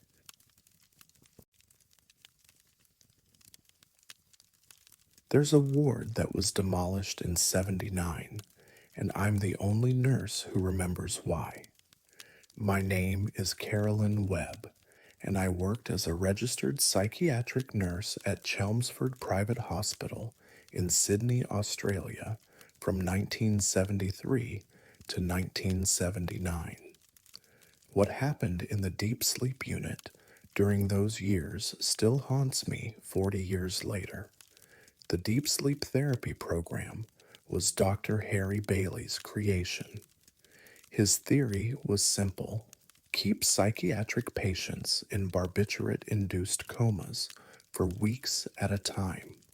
The deep sleep would supposedly allow their brains to heal, reset their mental state, cure conditions from depression to schizophrenia. It sounded revolutionary, progressive, humane even, letting patients sleep away their suffering. The reality was something else entirely.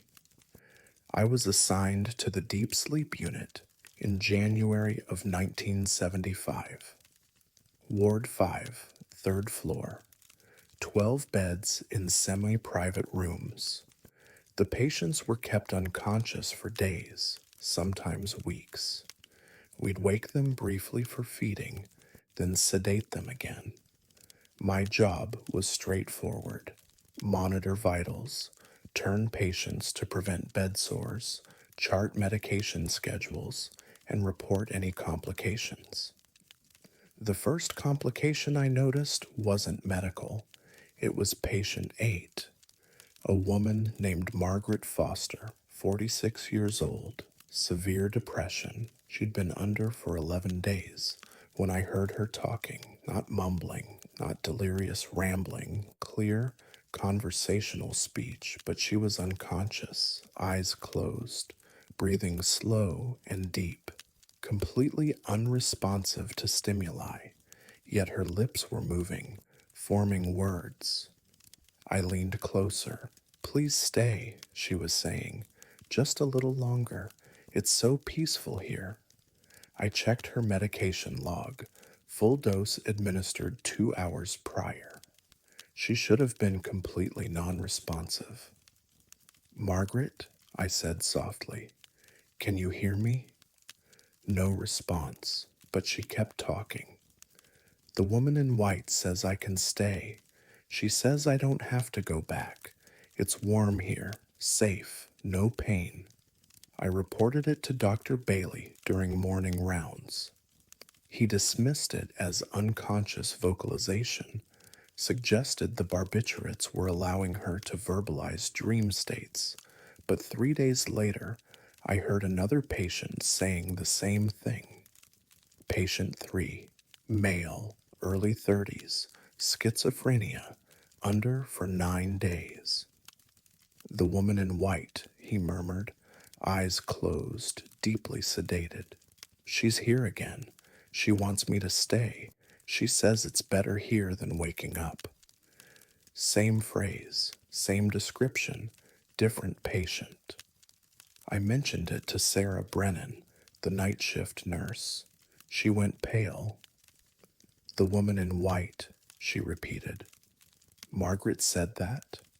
"Yes, and now patient 3. Have you heard it before?" Sarah glanced around to make sure we were alone. 6 patients over the past year, all of them, during deep sleep, mention seeing a woman in white. She appears in their unconscious state, talks to them, asks them to stay asleep. Did you report this? Dr. Bailey said it was shared archetypal imagery, Jung's collective unconscious manifesting in comatose states. He wrote a paper on it. She hesitated, but Caroline, every patient who mentioned her, died within 2 weeks of waking up. My blood went cold. What? All 6, different causes officially: pneumonia, cardiac arrest, seizure. But all of them, before they died, said the same thing. The woman in white was angry they'd left. She wanted them back. I started paying closer attention to the deep sleep patients, listening during my rounds, documenting what I heard. Over the next month, 8 more patients mentioned the woman in white. All described her the same way: pale, wearing a white dress or gown, appearing in a place of warmth and peace. A place is better than waking life. She'd ask them to stay, promise them relief from pain, and all of them, when they woke, seemed different, distant, like part of them had stayed behind in that deep sleep state. Patient 8, Margaret Foster, was scheduled to wake on February 23rd. We reduced her barbiturate dosage gradually. She regained consciousness slowly over 6 hours. When her eyes finally opened, she looked around the ward with profound sadness. "I'm back," she whispered, tears streaming down her face. "I didn't want to come back. Margaret, you're safe. The treatment is complete. You're going to feel much better soon." She turned to look at me. Her expression was hollow, empty.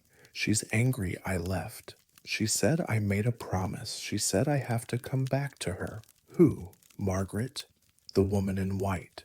She'll come for me. She comes for everyone who leaves." 4 days later, Margaret died in her sleep. No medical explanation. Her heart simply stopped. I found her in the morning. During routine checks, she was lying peacefully, eyes closed, a slight smile on her face, like she'd finally gone back to somewhere she wanted to be. Dr. Bailey ruled it cardiac failure, added it to the growing list of unexplained deaths in the deep sleep unit. By late 76, 24 patients had died. The mortality rate was impossible to justify. Questions were being asked, investigations threatened, but the deaths continued, and every patient who survived the deep sleep therapy reported the same experience: a woman in white in a peaceful place asking them to stay. I started researching the hospital's history. Chelmsford had been a private estate before conversion to a medical facility in the 1950s. I found records of a tuberculosis sanatorium that had operated there in the 1920s. One name appeared repeatedly in death records: Sister Adelaide Moore, a nurse who'd worked there during the 1922 epidemic. She died of tuberculosis herself at age 34. The records described her as dedicated, compassionate. She'd stayed with dying patients for hours, holding their hands, promising them peace. Many patients in the final stages of tuberculosis were sedated heavily with morphine, kept in deep, painless sleep until death. Sister Adelaide had worn a white uniform. According to one testimonial, she'd tell dying patients, "Stay with me, just a little longer. It's peaceful here." The same words the deep sleep patients were hearing 50 years later. I brought this to hospital administration, showed them the records, the patterns, the descriptions. They dismissed it as coincidence, refused to acknowledge that any connection between a dead nurse from the 20s and current patient experiences. But the deaths kept mounting, patient after patient, mentioning the woman in white. Coming back from deep sleep changed, dying within weeks of waking. The final incident happened in March of 79. 7 patients were in deep sleep simultaneously. Unusual, but we were at capacity. At 2:14 a.m., all 7 patients began speaking in unison. Sarah was on night shift. She called me at home, terrified, Caroline, you need to come in, now. I arrived to find her standing in the hallway outside Ward 5, shaking. Listen, she said. Through the door I could hear them, 7 voices, 7 unconscious patients, speaking together, perfect synchronization. Stay with me just a little longer. It's so peaceful here. Don't leave, don't wake up. Stay, stay, stay. Over and over, the same phrase, the same rhythm. I opened the door. All 7 patients were still unconscious, eyes closed, deeply sedated, but their mouths were moving, forming the words together, like they were all channeling the same voice, the woman in white's voice. Then, as I watched, they stopped speaking and smiled, all 7, simultaneously, the same peaceful smile. 3 of them died that night. Cardiac arrest. No warning. 4 survived. All 4 described the same experience. The woman in white had spoken through them, had used their voices to call others, to invite more people to stay in that peaceful place. The deep sleep unit was shut down 2 weeks later. Dr. Bailey faced investigation. The program was condemned. The ward was closed permanently. In 1979, they demolished Ward 5 entirely, tore it down to the foundation, built a parking structure over the site. But I still have nightmares about those 7 patients, about their synchronized voices, about the woman in white who spent 50 years in that building, calling people to join her, promising peace, offering sleep that never ends, taking patients who came too close to death and never fully returned. I left nursing in 81, couldn't do it anymore, couldn't sedate patients without wondering if I was sending them somewhere they might not come back from, somewhere a woman in white was waiting, somewhere peaceful and warm and eternal, somewhere you'd never want to leave. I'm 72 now. I don't sleep well, never have since leaving Chelmsford, because sometimes, in that twilight state between waking and sleep, I hear her, a soft voice, kind, gentle, promising peace. Stay with me, Carolyn, just a little longer, and I force myself awake, because I know what happens to people who stay. I've seen where they go. I've heard their voices speaking together, calling others to join. And I know Sister Adelaide is still waiting, still offering peace to anyone who sleeps deep enough, still building her collection of souls, still whispering in the dark. Just stay a little longer. It's so peaceful here.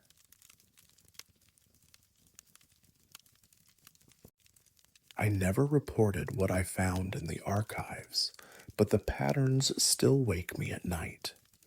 My name is Dr. Michael Torres, and I worked as a medical researcher at the University of Texas Medical Branch in Galveston from 1983 to 1992.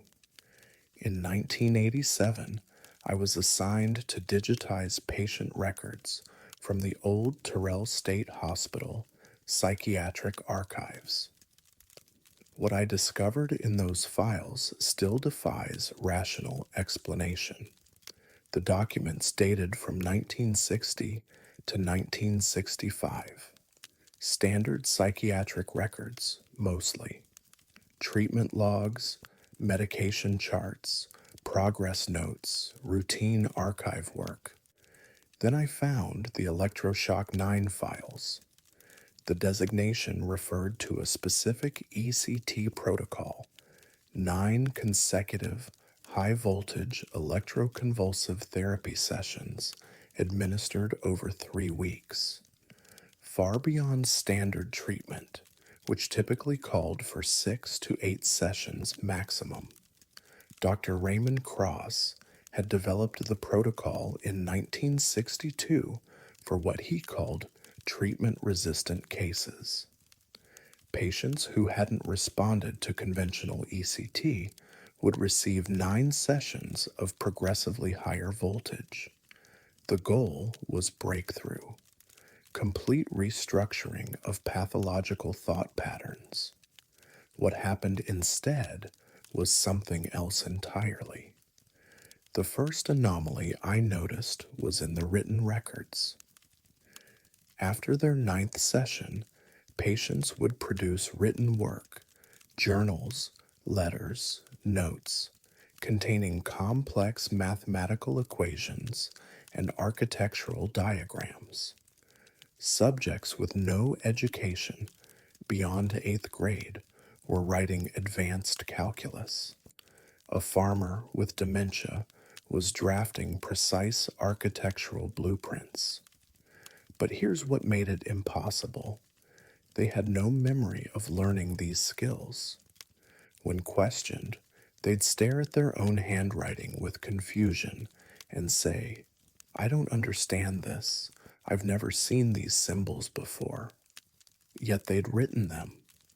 I documented 23 cases across 3 years. All followed the same pattern.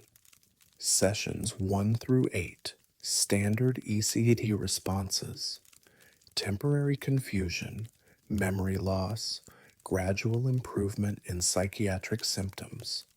Session 9, everything changed. Patient after patient, following their 9th treatment, would emerge different, not cured, different. They'd speak differently, use vocabulary they'd never learned, reference concepts outside their education level, and they'd write things they couldn't understand. I pulled the files for closer examination. Patient 17, male, age 46, diagnosed with major depression, 8th grade education, farmer after his 9th ECT session in May of 1963. He filled a notebook with partial differential equations used in quantum mechanics. The equations were correct. Advanced doctoral level mathematics. When Dr. Cross showed him the notebook, the patient insisted he hadn't written it. His handwriting proved otherwise. Patient 29, female, age 38, catatonic schizophrenia, no formal education. After her 9th session in August of 1963, she drew architectural blueprints for a building that didn't exist. The design was structurally sound, innovative even. She included stress calculations, material specifications, precise measurements. She'd never held a blueprint in her life. Patient 41, male, age 52, chronic psychosis. After his 9th session in November of 1963, he wrote musical compositions in perfect notation, complex orchestral arrangements. When the hospital music therapist played them, she wept, said they were beautiful, haunting. The patient had never studied music. I started analyzing the written work itself, looking for patterns. The mathematical equations appeared to be fragments, incomplete solutions to problems I couldn't identify. The architectural diagrams all seemed to be parts of the same massive structure, different angles, different sections, but consistent design language. The musical compositions, when played in sequence, formed a larger piece, like movements of an unfinished symphony. It was as if all 23 patients were accessing fragments of the same knowledge, the same source, drawing from something beyond their individual consciousness. I cross-referenced the treatment dates. All 9 session protocols occurred between March 1962 and February 1965. All session conducted in the same treatment room, Electroshock Suite B, basement level, all using the same ECT machine, a Medcraft B24, serial number 7749. I found maintenance records for that specific machine. It had been modified by Dr. Cross in January of 1962. Higher voltage capacity, modified electrode placement, extended shock duration. The modifications weren't approved by the medical board. They were experimental, undocumented in official protocols. Then I found Dr. Cross's personal notes, sealed in a separate archive box. His handwriting was increasingly erratic as the dates progressed. Early entries were clinical, detached. By late 64, they'd become obsessive, fragmented. One entry from December 1964 read, "The 9 sessions appear to open something, a door in consciousness. The patients access information they shouldn't possess. Mathematical principles, architectural knowledge, musical structures. Where does it come from? They all draw from the same source, same partial knowledge, like they're all seeing fragments of the same vast blueprint. But for what?" Another entry, January 1965. Patient 47 can now speak ancient Greek. Patient 51 writes in symbols I cannot identify. They don't remember learning these things. They insist the knowledge simply appears in their minds during the treatment, like someone else is thinking through them, using their hands, their voices. Who? What? The final entry, dated February 8th, 1965. I must stop. The 9th session opens them too far. They're accessing something we're not meant to access. Something vast, something that wants to be known. The fragments they produce, the equations, the diagrams, the music, I've been assembling them, trying to see the whole picture. God help me. It's a structure, a design, a blueprint for something that shouldn't exist, something trying to be built through them. I'm terminating all 9-session protocols immediately. The program was shut down 3 days later. Dr. Cross resigned. The Medcraft B24 was decommissioned and sent to storage. In 1988, there was a fire in the hospital's equipment storage facility. Suspicious origin, never solved. The Medcraft B24 was completely destroyed. All documentation of the Electroshock 9 protocol was supposed to be destroyed as well. But I'd already made copies. I spent 2 years assembling the fragments. Every equation, every diagram, every musical phrase, every written sample from all 23 patients. I shouldn't have. The equations, when completed, described something I showed to a theoretical physicist colleague. She studied them for 3 days, then returned them to me without comment. Her hands were shaking. "Where did you get these?" she asked. "Why?" "Because they describe a structure that exists in higher dimensional space. A gateway, theoretically. But the mathematics shouldn't be possible. We don't have the framework to understand this yet. We won't for another 50 years, maybe more." The architectural diagrams, when assembled, showed a building unlike anything in existence. Impossible geometry, spaces that folded into themselves, dimensions that didn't align with three-dimensional reality. The music, when played in full sequence, was beautiful and terrible. The musicians I hired to perform it all reported the same sensation, feeling watched while playing, feeling like they were calling to something. One violinist refused to finish. She set down her instrument and left, saying only, "Something's listening. We need to stop." I destroyed everything in 1992, burned the copies, deleted the files, tried to forget, but I kept one thing, a photograph of one patient's writing, patient 17, the farmer who wrote quantum equations.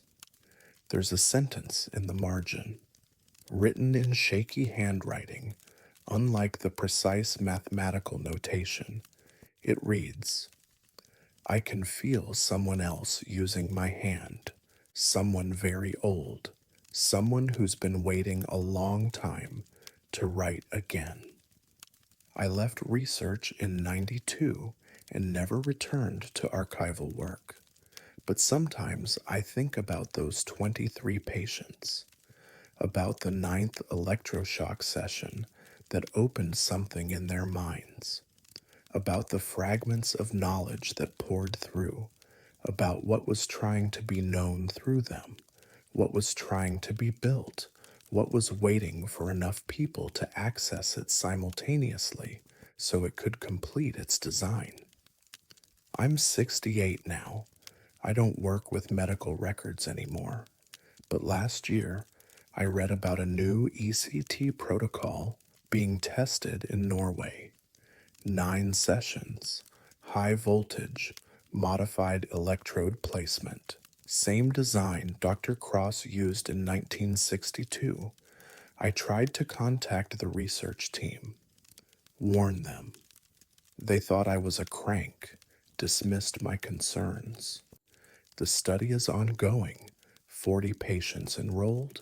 I dream about them sometimes. 40 hands moving in synchronization. 40 minds opened too far. 40 fragments of the same vast blueprint. 40 pieces of something that shouldn't exist. Something trying to be completed. Something waiting to be built. And I wonder if this time there will be enough of them. Enough fragments assembled simultaneously, enough doors opened at once, enough people accessing that source to finally complete what started in 1962, to finally build what's been waiting all this time, whatever it is, wherever it's been hiding, however long it's been patient. It's almost ready now. I can feel it. We all can. We just don't know it yet.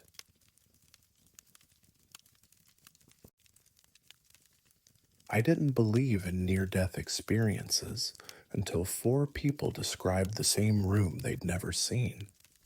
My name is Dr. Patricia Voss, and I worked as an endocrinologist at Johns Hopkins Hospital in Baltimore, Maryland, from 1965 to 1972. What happened during the hypoglycemia study in 1968 changed everything I thought I knew about consciousness and death. We were researching the brain's response to severe glucose deprivation. The protocol was straightforward, but dangerous. Administer insulin to healthy volunteers, drop their blood sugar to critical levels, monitor brain activity, then revive them with intravenous glucose. The goal was to understand how the brain protected itself during metabolic crisis. The findings would help treat diabetic emergencies and improve protocols for hypoglycemic coma. We selected 8 volunteers, all healthy, all compensated, all signed extensive consent forms acknowledging the risks, including possible death. The risks were real. We'd be inducing blood sugar levels low enough to cause seizures, unconsciousness, potentially fatal brain damage. We'd have glucose ready for immediate administration, crash carts standing by, full intensive care support, but we'd be walking them right to the edge of death. The first 3 subjects completed the protocol without incident. Blood sugar dropped. They lost consciousness. We monitored their brain activity for 2 minutes, administered glucose. They woke up. Simple, clinical, scientific. Subject 4 changed everything. His name was David Chen, 29 years old, graduate student, healthy, intelligent, eager to contribute to medical research. We administered the insulin on March 14th, 1968. His blood sugar dropped rapidly. At 30 milligrams per deciliter, he lost consciousness. We monitored his vitals. Brain activity slowed. Heart rate decreased. At 45 seconds of unconsciousness, his heart stopped. Complete cardiac arrest. Flatline. We initiated emergency protocols immediately.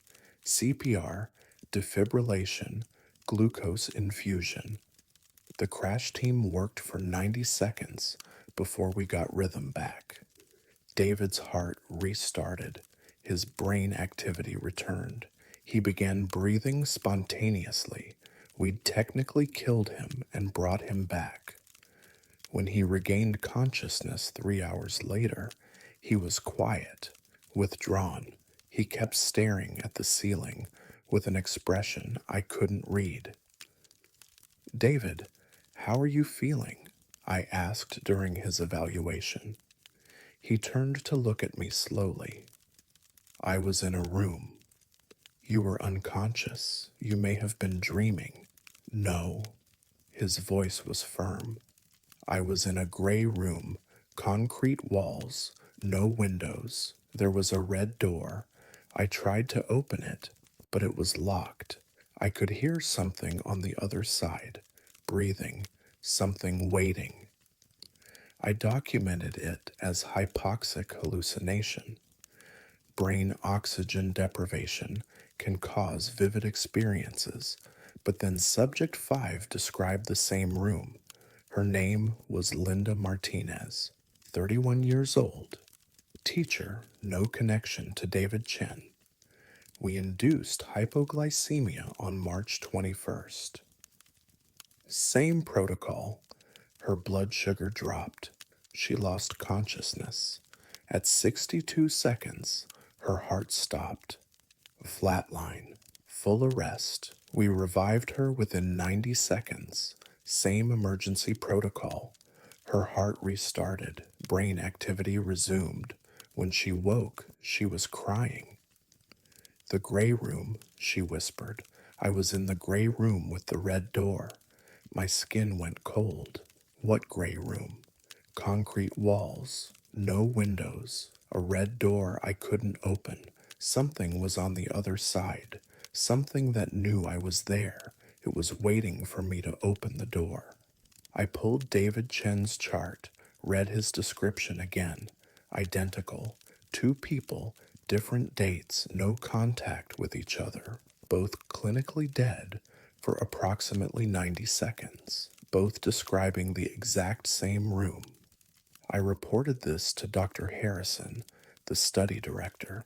He suggested shared cultural imagery, archetypal symbolism, the brain creating familiar structures during trauma. But there was nothing familiar about that room. Nothing archetypal about a locked red door in a concrete space. We continued the study. Subjects 6 and 7 completed the protocol. Neither experienced cardiac arrest. Neither reported unusual experiences. Subject 8 was different. His name was Thomas Brennan, 26 years old, artist. He'd specifically volunteered after reading about near-death experiences. He wanted to understand consciousness at the threshold of death. We induced hypoglycemia on April 4th. Standard protocol. Blood sugar dropped. He lost consciousness. At 58 seconds, his heart stopped. Flatline. We began emergency resuscitation, CPR, defibrillation, glucose, but this time something went wrong. Thomas's heart wouldn't restart.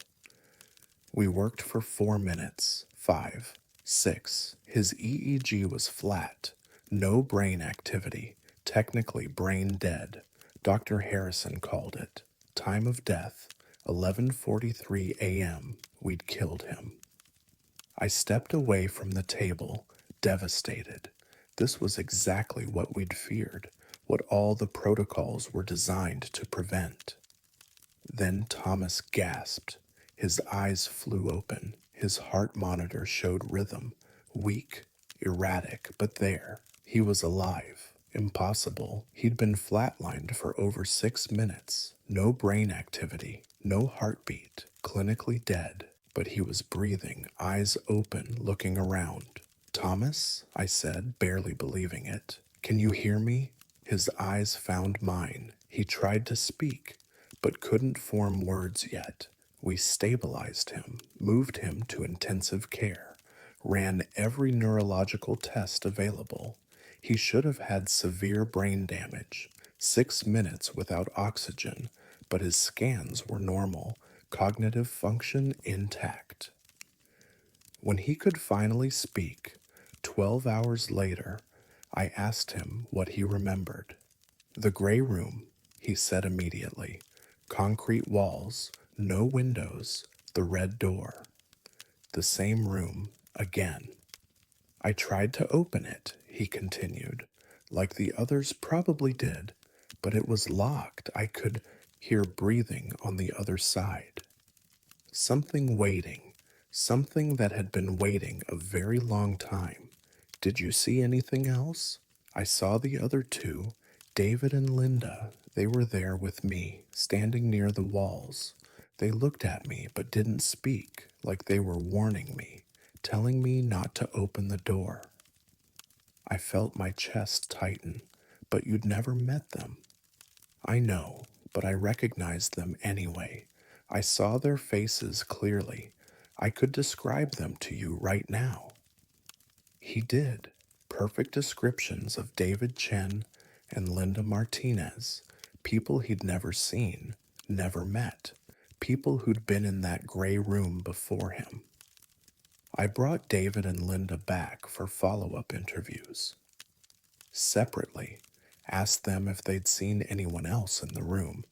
David said no. Linda said no. But when I showed them Thomas's description of the gray room, they both went pale. That's exactly what I saw, Linda whispered. Every detail. I asked Thomas about the red door, what he thought was behind it. He was quiet for a long time. Then, death, I think. Real death. The kind you don't come back from. The room is like a waiting area, a threshold. The door is the final step. Once you go through, you don't come back. What was breathing on the other side? I don't know, but it knew I was there. It was waiting for me to open the door, and I had the feeling that if I'd been dead longer, if you hadn't brought me back when you did, I would have had to open it. Like there's a time limit. You can only stay in the gray room so long before you have to choose. We terminated the study immediately. No more cardiac arrests, no more flatlining. Too dangerous, too many unknowns. But I couldn't stop thinking about that gray room. 4 people, all clinically dead for 30 to 90 seconds. All describing the same impossible space.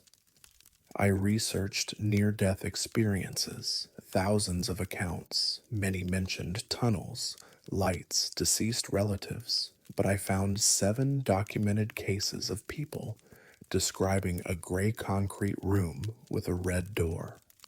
7 people across different decades, different countries, different circumstances. All had been clinically dead for between 30 and 90 seconds. All had been resuscitated. All described feeling something waiting on the other side of the door. I left Johns Hopkins in '72 and never practiced experimental medicine again. But I think about that gray room often, about what it means, whether it's real or just the brain's final construction before shutdown, whether there really is a threshold space between life and death, whether something really is waiting on the other side of that red door. I'm 79 now. I've had 2 heart attacks. Both times, the paramedics brought me back quickly.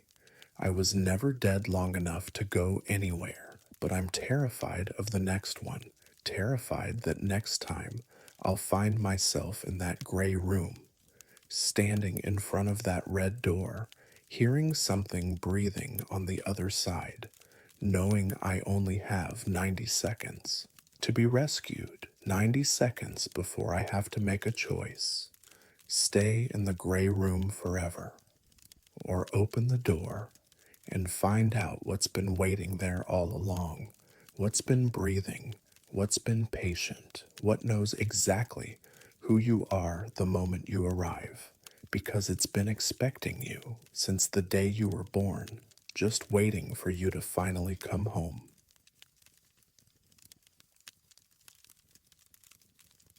If you ever work in psychological research, never leave subjects in isolation tanks longer than 6 hours. My name is Dr. William Hebb, and I worked as a research psychologist at McGill University in Montreal, Canada, from 1951 to 1958. What happened during the sensory deprivation studies still haunts me 60 years later. The research began in 1954. We were investigating how the human mind responds to complete sensory isolation. The setup was simple. Subjects would float in darkened tanks filled with body temperature water, wearing opaque goggles and ear protection. No light, no sound, no touch sensation beyond the neutral water. Complete sensory void. The goal was to understand how consciousness functions without external input. What happens to thought when there's nothing to think about? How long before the mind creates its own reality? We started with short sessions. 4 hours. 6 hours, subjects reported mild hallucinations, time distortion, difficulty concentrating afterward. Standard responses. Expected, then we extended the duration. Subject 7 was the breakthrough case. His name was Michael Ross, 24 years old, graduate student, healthy, stable, eager for the experience. We placed him in the isolation tank at 9 a.m. on February 16, 1954. The plan was 12 hours. Unprecedented duration at the time. The first 8 hours went normally. We monitored his vitals through the tank sensors, heart rate steady, breathing regular, no distress signals.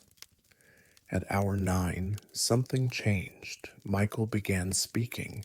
We could hear him through the tank's communication system. Not distressed speech, not calling for help. He was having a conversation. "Yes, I understand," he said calmly. "How long have you been here?" Long pause. "That's not possible. Time doesn't work that way." Another pause, then, "Show me." We documented it as hallucination, isolation-induced psychosis, the mind creating companions to fill the sensory void. At hour 10, Michael went silent, completely silent, no movement, No speech, vitals still stable, but no response to our communication attempts. At hour 12, we pulled him from the tank. He emerged changed. His eyes were different, distant, like he was looking through us at something else, something far away. How do you feel, Michael? I asked during the immediate post session evaluation. Different, he said slowly. I've been gone a long time. You were in the tank for 12 hours. He smiled, sad, knowing. No, Dr. Hebb, I was there for years. That's a common time distortion effect. Your brain. I lived there. I had a life there. I grew old there. I died there. His voice was steady, calm, certain. I lived an entire lifetime in that darkness, met people, loved someone, built a home, had children, watched them grow, watched myself age. Then I died and woke up here in this body that's still 24. I documented it as severe dissociative episode, prescribed rest and observation. But Michael's story remained consistent. Over days, weeks, months of follow up, he described his other life in perfect detail: names, faces, places, a complete alternate existence he'd lived during 12 hours in the tank. Her name was Sarah, he'd say, my wife. We met in a town called Millbrook. It existed in that darkness. A whole world existed there. People live there, build there, die there. It's as real as this place. More real, maybe. I dismissed it as elaborate confabulation, the brain constructing narrative to make sense of sensory deprivation. Then Subject 9 reported the same experience, different subject, different session, 6 weeks later. Her name was Jennifer Cole, 26 years old, librarian, no connection to Michael. We placed her in the tank for 14 hours. When she emerged, she was crying. I had a family, she whispered. I had a husband, 3 children. I watched them grow up. I held my grandchildren. I lived for 43 years. Then I died, and I woke up here. The same impossible claim. An entire lifetime lived in 14 hours. She described her world, different details from Michael's, different place, different people, but the same fundamental experience, decades of link condensed into hours of isolation. It's still there, she said. That world, those people, my family, they're still living without me. I abandoned them by waking up. My husband is wondering where I went. My children are looking for me. She became severely depressed, required psychiatric hospitalization. She kept insisting she'd left her real family behind in the darkness. She disappeared in 1959. Vanished, no trace. I always wondered if she went looking for a way back. We continued the studies despite these incidents. Extended isolation to 16 hours. 18, 24 more subjects reported the same phenomenon. Not all, about 30%, but those who did were adamant. They'd lived full lives in the sensory void, grown old, died, returned. Subject 14 was the most disturbing case. His name was Thomas Wright, 28 years old, accountant. We placed him in the tank for 24 hours in June of 1954. When we pulled him out, he didn't recognize us, didn't recognize himself in the mirror. Who are you? We asked. My name is David Brennan, he said in a different accent, slight British inflection Thomas had never had.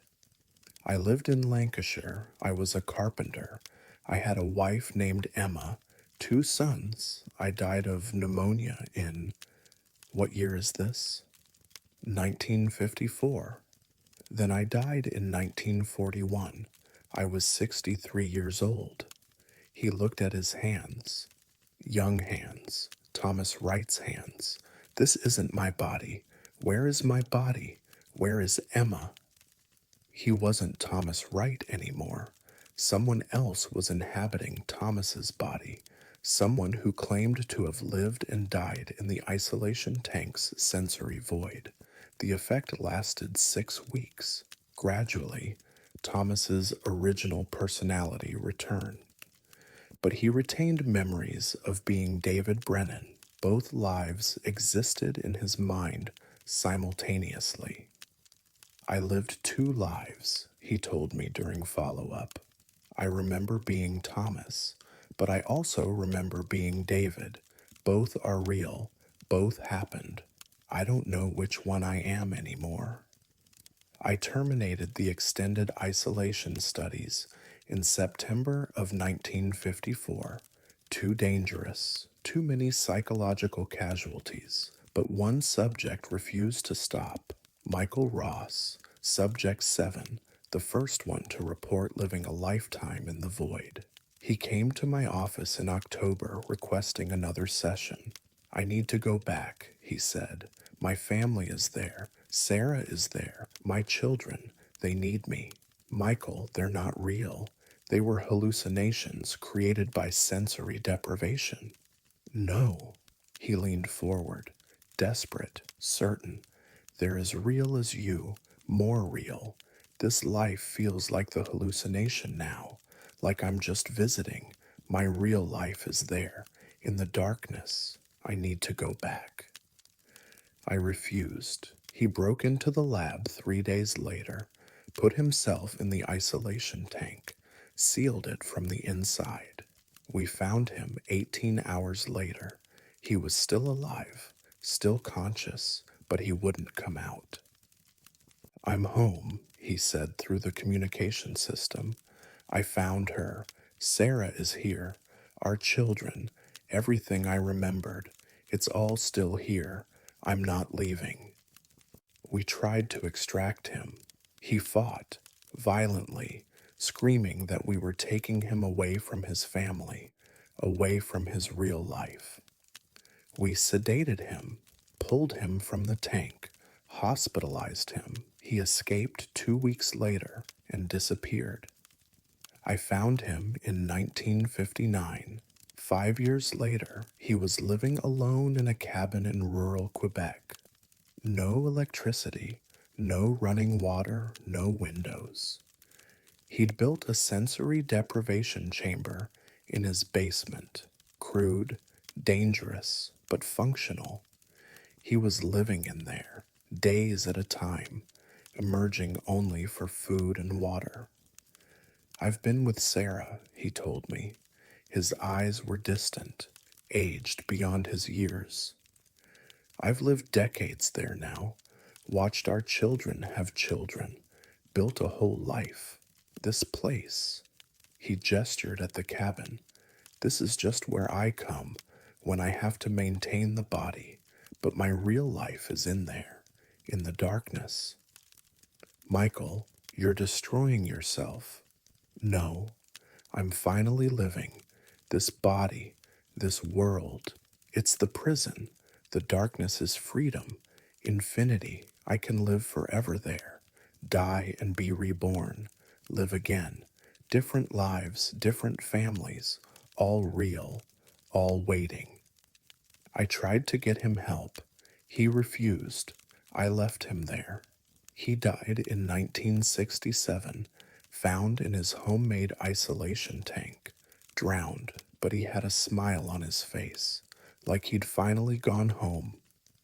I'm 91 now. I stopped the sensory deprivation research after Michael disappeared. Couldn't justify it anymore. But I think about what they all reported, about the lives they claimed to live in those tanks, about the possibility that consciousness, when stripped of external input, doesn't just hallucinate, it travels. to some other place, some other reality that exists in the void between thoughts. A place where time works differently, where you can live lifetimes in hours, where families exist, lives exist, whole worlds exist, in the darkness, in the silence, in the nothing. I'm old now, dying. Soon I'll close my eyes one final time, and I wonder if I'll wake up somewhere else. Some life I've been living all along without knowing. Some family waiting for me, some home in the darkness, some place I've been visiting briefly every time I sleep. And this life, this 91 years, has been the hallucination, the dream, the momentary distraction, before I finally wake up and go home to the void where everything begins and nothing ever ends.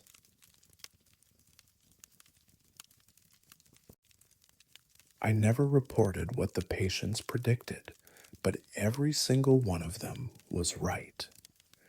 My name is Dr. Yuri Volkov, and I worked as a neurosurgeon at the Moscow Institute of Neurological Research in the Soviet Union from 1961 to 1968. What happened during the frontal sinus drilling program remains declassified to this day, but I'm 79 years old and silence has become unbearable.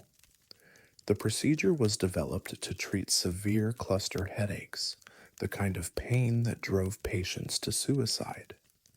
Traditional treatments had failed. We needed something radical. The theory was simple: drill small holes into the frontal sinus cavity to relieve pressure and disrupt the pain pathways. Create controlled drainage points. Reduce inflammation. The procedure worked. Pain relief was immediate and dramatic, but it also did something else. Something we didn't anticipate, something that shouldn't have been possible. The first indication came 3 days after patient four's surgery. His name was Dmitry Petrov, 41 years old, engineer, chronic cluster headaches for 6 years, suicidal before the procedure, pain-free afterward. During his post-operative evaluation, he made an unusual comment. "Dr. Volkov, you should check on your daughter," he said casually. "She's going to fall, soon, within the hour." I stared at him. "How do you know I have a daughter?" "I don't know. I just sense it, and I can smell her fear. She's going to climb something, the bookshelf in her room. It's going to tip. You should call your wife. Tell her to watch Elena closely." My daughter's name was Elena.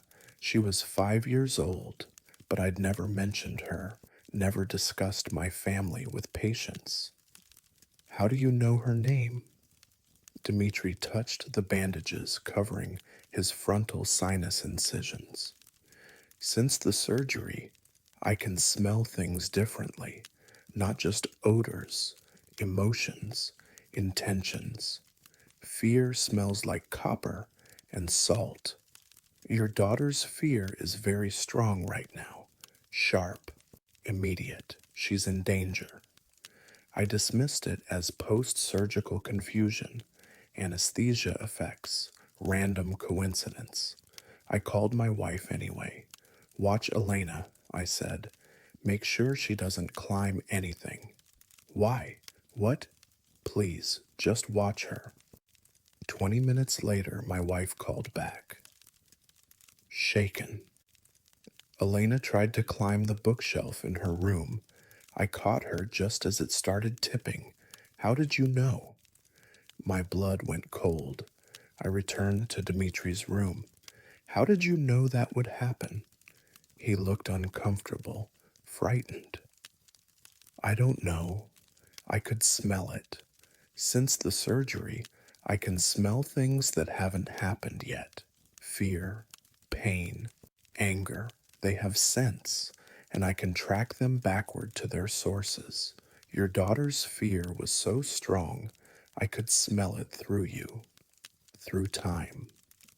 I documented it as unusual post-operative hallucination, coincidental prediction. Then patient 7 reported the same ability. Her name was Svetlana Kuznetsova, 36 years old, translator, severe cluster, headaches. We drilled her frontal sinus on November 8th, 1963. 3 days post-op, during breakfast, she suddenly stood up. Something's going to happen in the cafeteria, she told the nurse. Someone's angry. I can smell it. Rage, violence. Someone's going to attack someone else very soon. The nurse reported this to me. I went to the cafeteria personally. 15 minutes later, a maintenance worker attacked a colleague with a wrench. Unprovoked, later diagnosed with acute psychotic episode. Svetlana had smelled his rage before he acted on it, had tracked the scent of violence before it occurred. Over the next 3 months, we performed the frontal sinus procedure on 17 patients. 9 of them developed the same ability. They could smell emotions, but not current emotions, future emotions, fear, anger, pain, grief. They could detect emotional events before they happened by following the scent backward through time. It's like the surgery opened something, one patient explained, like there's a sense we're not supposed to have, a way to perceive time that humans normally can't access. The drilling created a pathway, a crack in the barrier. I consulted with neurologists, psychiatrists. No one could explain it. The frontal sinus has no known connection to temporal perception, no mechanism for precognitive ability, but the patients kept predicting events. Accurately, consistently, patient 9 smelled a fire 2 hours before it started in the hospital laundry. Evacuated that wing, saved 12 lives. Patient 12 smelled a patient's impending heart attack 6 hours in advance. We monitored the patient closely, prevented death. Patient 14 smelled a colleague's suicide 3 days before it happened. We intervened, saved his life. The abilities were real, undeniable, useful. The Soviet government became very interested. In January of 1964, the program was classified, relocated to a secure facility, expanded. We were ordered to perform the procedure on military personnel, intelligence officers, people who could use this ability for national security. We drilled 43 more patients. 26 developed the predictive sense. They could smell enemy movements before they happened, detect incoming attacks, sense betrayals, predict violence. They became invaluable assets. But there was a problem. The ability intensified over time. Within 6 months, most subjects couldn't filter the sense anymore. They smelled everything, every future emotion, every coming pain, every approaching death. They smelled the world constantly dying and being reborn over and over, forever. Patient 4, Dmitri, was hospitalized in May of '64, catatonic, overwhelmed by sensory input. He sat in his room, eyes closed, whispering numbers. "What are you smelling?" I asked. "Deaths," he whispered. "Thousands of them, every day. I can smell every person in Moscow who's going to die tomorrow. Their fear, their pain, the exact moment. I can't make it stop." Patient 7, Svetlana, went mad in July. She screamed about smelling a massive war, millions dead. She could smell the fear of entire nations. It hasn't happened yet, she sobbed, but it's coming. I can smell it. Nuclear fire. The fear is everywhere. Everyone's fear. All at once. Make it stop. Please make it stop. We tried blocking the frontal sinus, reversing the procedure. Nothing worked. Once opened, the pathway couldn't be closed. By August of '64, 17 subjects had committed suicide. 3 others were permanently institutionalized. The program was terminated, all documentation classified. All surviving subjects were relocated to secure psychiatric facilities and kept under military supervision. I was reassigned, ordered never to speak about the program, never to publish findings, never to acknowledge it existed, but I kept records, secret documentation, patient testimonials. One recording still haunts me. Patient 12, Viktor Sokolov, recorded 2 days before his suicide in September '64. He's crying in the recording, describing what he smells. I can smell the end, he whispers. Not just individual deaths, the end of everything. It has a scent, cold, empty, final, and I can track it backward through time. Every decision, every moment, every choice that leads to it. I can smell humanity's fear, all of us, every person who will ever live, every person who will die. The scent leads to one moment, one final moment, and we're all moving toward it. We've always been moving toward it, since the beginning. He killed himself that night, jumped from a 7th floor window. His note contained one sentence: I found the source of the scent. The program was buried. Most patients died or disappeared. 3 survived into the 1970s. All reported the same deterioration, increasing sensitivity to future emotional events, decreasing ability to filter.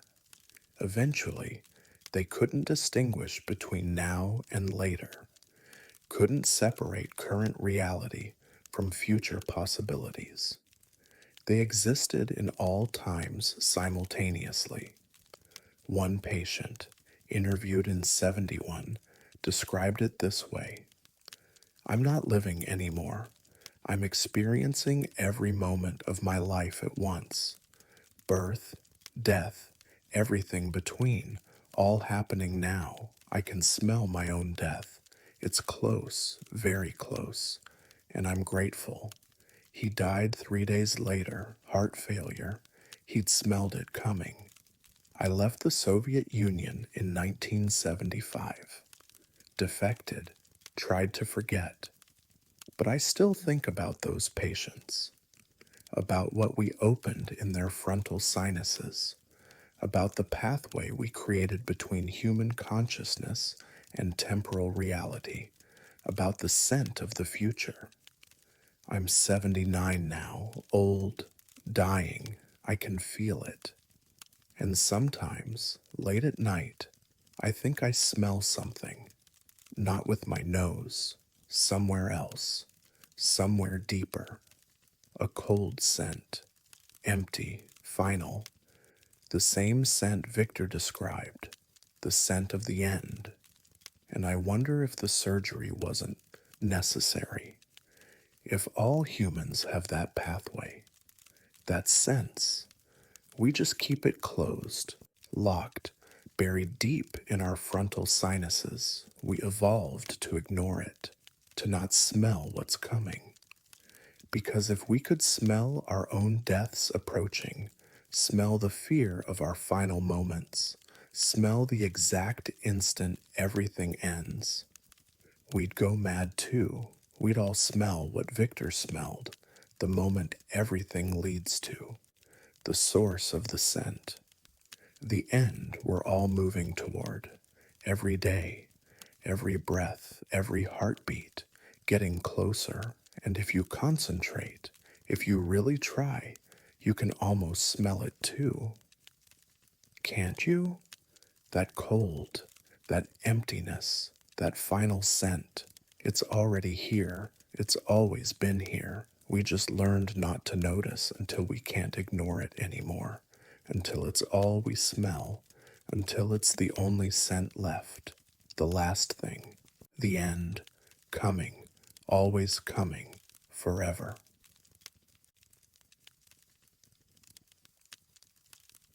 I didn't believe in shared delusions until security footage proved we were all seeing the same empty chair.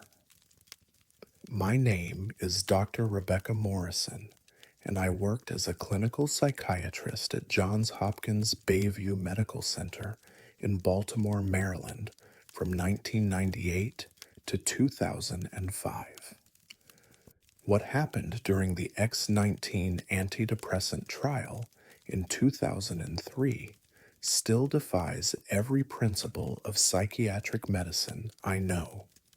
The drug was revolutionary, a new class of serotonin modulators that promised to treat severe depression without the side effects of existing medications. Phase 1 trials showed remarkable results. Phase 2 looked promising. We moved to Phase 3 with 42 subjects, standard protocol, double blind, placebo controlled, weekly therapy sessions, regular psychiatric evaluations. The first 6 weeks went perfectly. Depression scores improved across the board, minimal side effects, no adverse events. Then Subject 17 mentioned the observer. Her name was Karen Walsh. 38 years old, major depressive disorder. She'd been on X19 for 7 weeks when she made the comment during her therapy session. "Who's the person taking notes?" she asked casually, gesturing toward the corner of my office. I looked. The corner was empty, just a potted plant and a filing cabinet. "There's no one here, Karen, just you and me." She frowned. "The man in the gray suit, he's been sitting there the whole session, writing in a notebook. I assumed he was a student or observer. I noted it as possible visual hallucination, adjusted her medication, scheduled close monitoring, but the following week, Subject 23 mentioned the same thing. His name was David Park, 41 years old, treatment-resistant depression, 8 weeks on X19. "I have a question about confidentiality," he said during his session. "Is that person," he gestured to the empty chair in the corner, "is he allowed to be here? I don't mind. I just want to make sure my information is protected." My skin prickled. What person? The man taking notes. Gray suit. He's been here the whole time. He was here last week too. I assumed he was part of the study. Same description, same location, empty chair. I reported it to Dr. Chen, the principal investigator. She suggested shared environmental cue. Perhaps something in the office space triggered similar hallucinations. We moved therapy sessions to a different room. Blank walls. No furniture except 2 chairs and a small table. Subject 17, Karen, had her next session there. 15 minutes in, she paused mid-sentence. "He followed us," she said quietly. "The man in gray. He's here too. Different chair, but same man. Same notebook." She was staring at the empty chair across from us. I felt cold settle in my stomach. "Can you describe him in detail?" "Tall, thin, maybe 50 years old, gray suit, old-fashioned cut, dark hair, graying at the temples. He has a very focused expression, like he's documenting everything we say. He never looks up from his notebook, just writes, constantly. I documented the description, compared it to Subject 23's account. Identical. Over the next 2 weeks, 12 more subjects reported seeing the man in gray during their therapy sessions. All gave the same description. All said he sat in the corner. All said he took notes continuously. All said he never spoke or acknowledged them. He was always there, in every session, watching, writing, but only the subjects on X19 could see him. Dr. Chen ordered immediate psychological screening for all subjects reporting the hallucination. Every single one came back mentally stable, no psychotic features, no other hallucinations, just the man in gray. I started recording therapy sessions. Audio first, then video. The audio captured nothing unusual, just my voice and the patient's voice. Two people talking.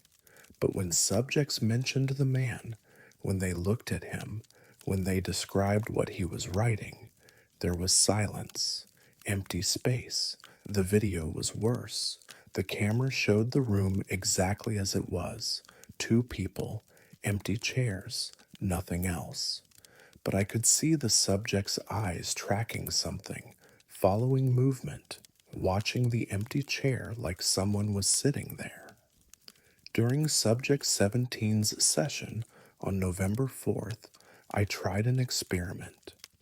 Karen, is the man here now?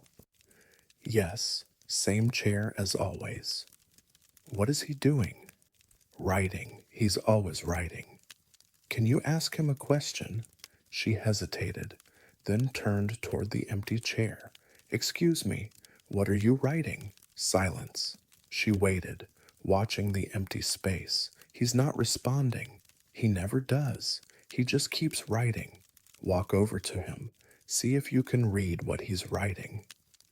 Karen stood slowly, walked toward the empty chair, stood directly in front of it, looking down at something I couldn't see.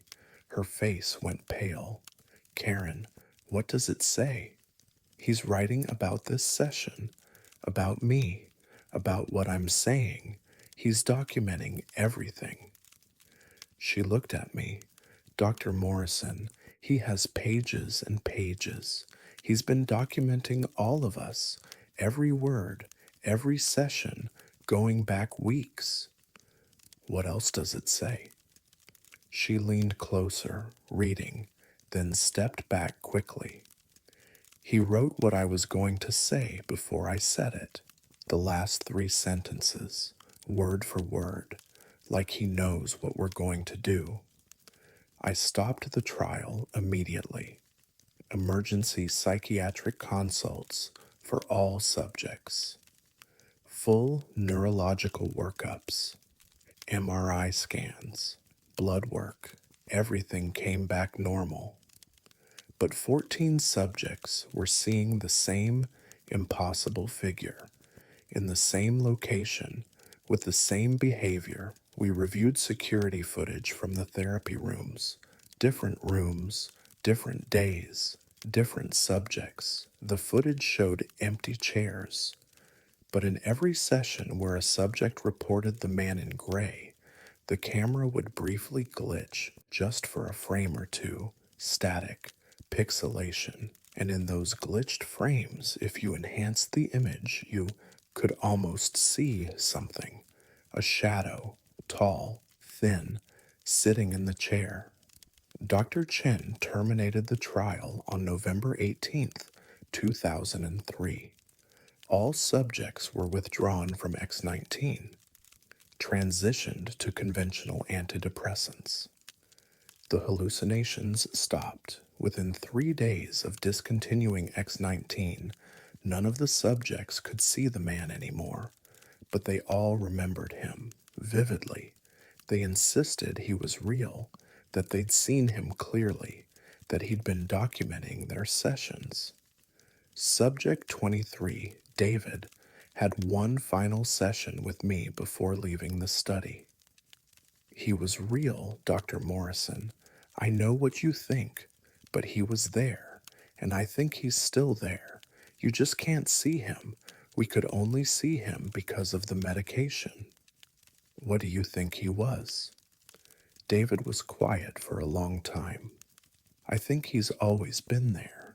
In every therapy session, every psychiatric evaluation, every mental health appointment, watching, documenting. We just normally can't perceive him. X19 opened something, made us see what's always there. Why would something be watching therapy sessions? I don't know, but I think there are a lot of them. Observers, watchers, recording everything we do, everything we say, everything we think, and we're not supposed to see them.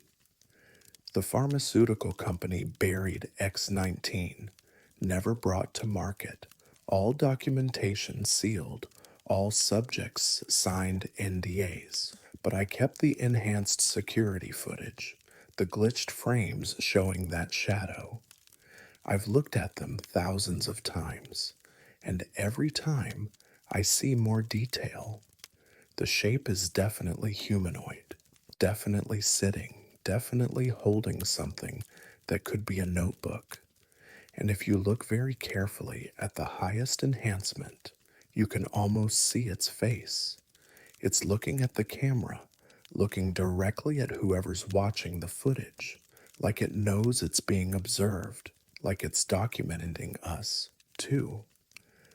I left psychiatric practice in 2005, couldn't do therapy sessions anymore, couldn't sit in rooms with patients without wondering if something was watching, documenting, recording, something we can't normally see, something that's always been there. I'm 59 now. I don't go to therapy anymore, don't see psychiatrists, don't have mental health appointments, because I wonder what happens to all those notes, all that documentation, all those observations of human consciousness at its most vulnerable. Who reads them? What are they building with all that information?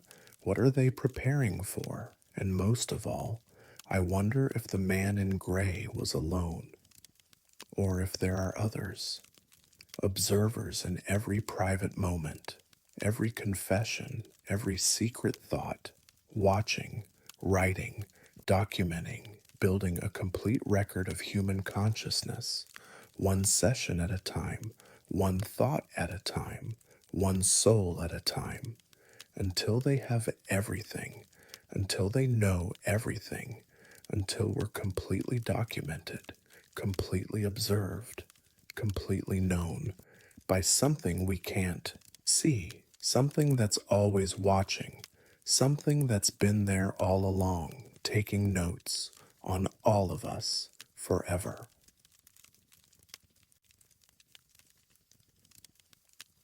I never reported the signature match, but the dead man's handwriting is still in our files. My name is Dr. Catherine Mills, and I worked as a reconstructive surgeon at Massachusetts General Hospital in Boston from 1943 to 1952. What happened during the cadaver skin graft program still haunts me 70 years later, and I'm the last person alive who knows the truth. The program began in 1946. We were treating severe burn victims using skin grafts from recently deceased donors. Standard procedure today, but revolutionary at the time. The technique saved lives, prevented infections, restored function. It should have been purely medical, purely physical, but 3 recipients developed something that shouldn't have been possible. They developed the donor's handwriting. The first case was patient 7. His name was Robert Hayes, 32 years old, factory accident, 60% burns.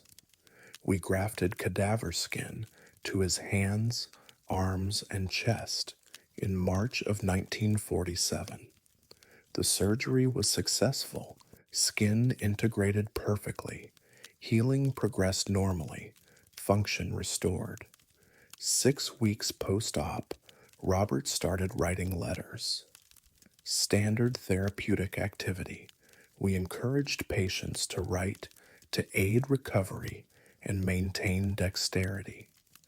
His occupational therapist brought me one of his letters 3 months after surgery.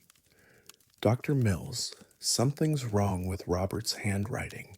It's changed, completely different from his pre-injury writing samples. I compared the samples. She was right. Robert's handwriting before the accident was blocky, simple, slightly left slanted.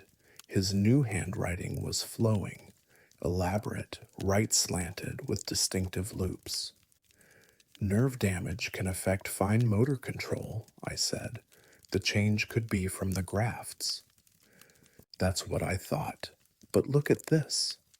She showed me a signature at the bottom of Robert's latest letter. He'd signed it Thomas Warren. Who's Thomas Warren? I asked. I don't know. I asked Robert about it.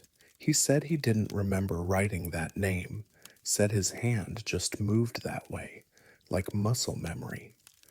I felt something cold settle in my chest. I checked the surgical records.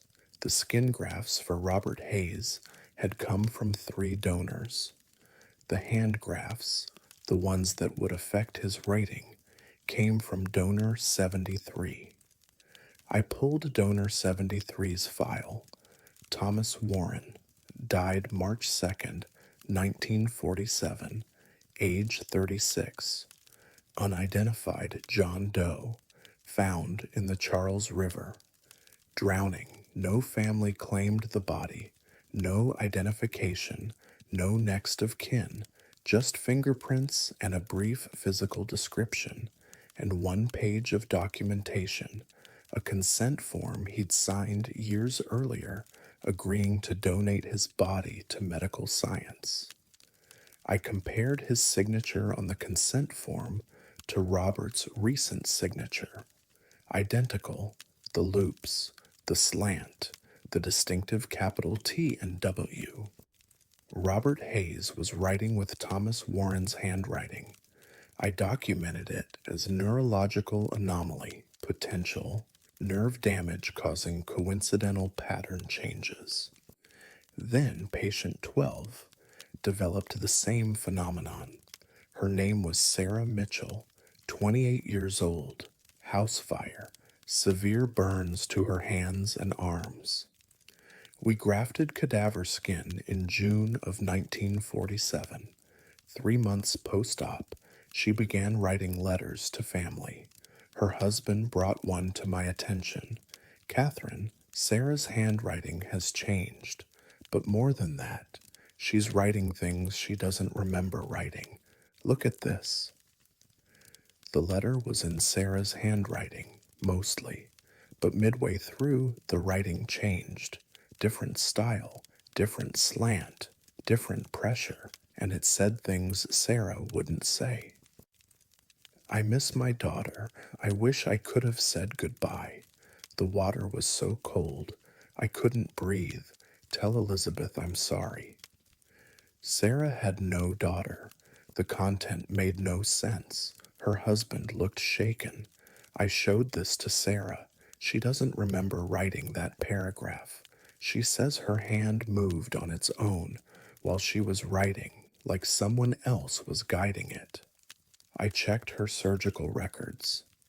The hand grafts came from donor 89, female, died June 4th, 1947, unidentified Jane Doe, drowning, found in Boston Harbor, no family, no identification, just a signed organ donor card found in her belongings. The signature on the card, Elizabeth Monroe. the same name mentioned in Sarah's letter. Tell Elizabeth I'm sorry.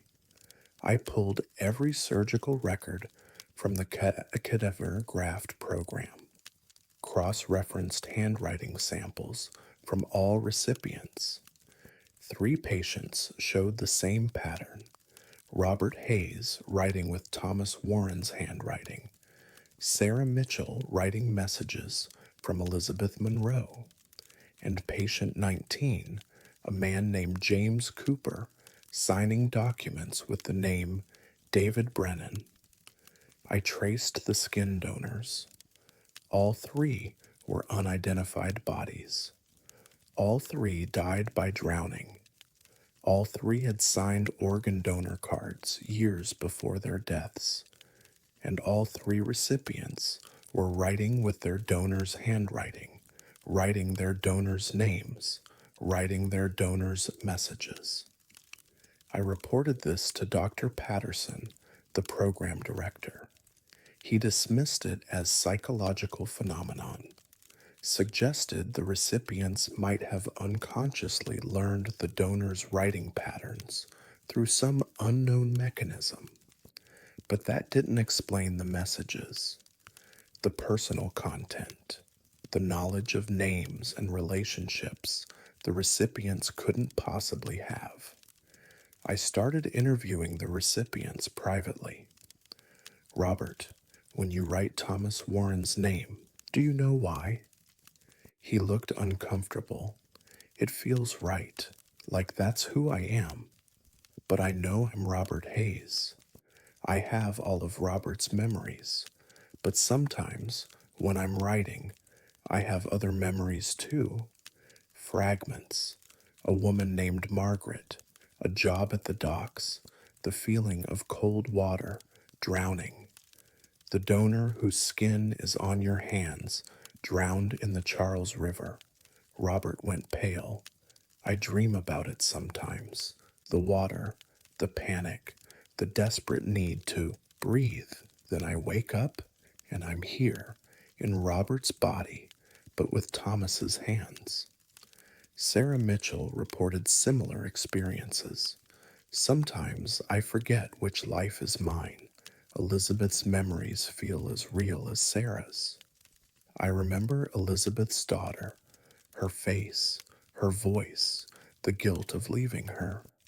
But I'm Sarah. I've never had a daughter. James Cooper, patient 19, said, I am James Cooper. I know that. But my hands belong to someone else, David Brennan, and David wants to write. He has things to say, messages, apologies, final words he never got to say before he drowned. All 3 donors had drowned. All 3 recipients reported dreams of drowning. All 3 felt their hands weren't entirely their own.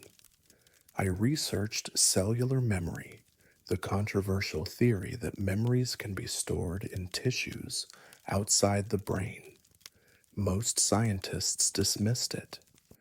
But I had 3 cases of cadaver skin transferring handwriting, names, and memories.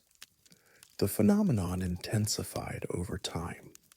6 months post-surgery, the recipients were writing primarily in their donors' handwriting, signing their donors' names, writing their donors' messages. Robert Hayes wrote letters to Margaret, Thomas Warren's widow, who we eventually located. The letters contained intimate details only Thomas would know. Apologies for dying, expressions of love, goodbye messages he never got to write. Margaret broke down when she read them. This is Thomas, his writing, his words, his voice. How is this possible? Sarah Mitchell wrote to Elizabeth Monroe's daughter. We tracked her down. She was 19 years old. Her mother had disappeared when she was 12. Drowned, body never identified until now. The letter Sarah wrote contained memories only Elizabeth would have. Details about Elizabeth's daughter's childhood, pet names, inside jokes. "This is my mother," the daughter whispered. "She's writing through this woman's hands." The medical board launched an investigation, psychiatric evaluations for all three recipients. Neurological testing, extensive documentation, no physiological explanation was found. But the phenomenon was real, undeniable. Three people with dead donors' skin were writing with dead donors' handwriting, signing dead donors' names, and conveying dead donors' memories. The program was quietly terminated in 1949. All documentation sealed, all recipients monitored long term. I followed them for years. The handwriting never reverted. The memories never faded. Robert Hayes died in 1963, heart attack. But before he died, he wrote one final letter. "I am Robert Hayes. I lived Robert's life. But part of me was always Thomas Warren. His hands, his memories, his grief. When I die, I wonder which one of us goes where. Do we separate, or have we become one person? Two lives merged in one body." Sarah Mitchell lived until 1987. In her final days, she spoke as Elizabeth Monroe more than Sarah Mitchell, called her nurses by Elizabeth's daughter's name, relived Elizabeth's drowning over and over. James Cooper is still alive, 96 years old, in a nursing home in Vermont. I visited him last year. His hands are ancient now, gnarled, barely functional, but he still writes, shaky, labored writing, David Brennan's handwriting. David never stops trying to write, James told me. Even now, even though the hands are dying, he has more to say. So many apologies, so many unfinished thoughts. He died so suddenly, so much left unsaid. Do you still feel separate from him? James smiled sadly. I don't know anymore. I've lived with David's hands for 70 years. His memories are as much mine as my own now. Sometimes I can't remember which drowning was mine, James's life or David's death. We've blurred together. Two souls, one body, one story. I'm 89 years old now. I stopped practicing surgery in 52.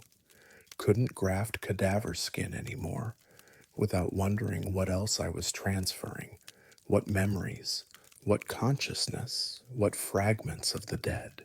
But I think about those three recipients often, about the donors whose skin they carry, about the handwriting that proves some part of consciousness survives in flesh, about what it means that the dead can still write, still sign their names, still send messages from beyond through living hands that used to be theirs.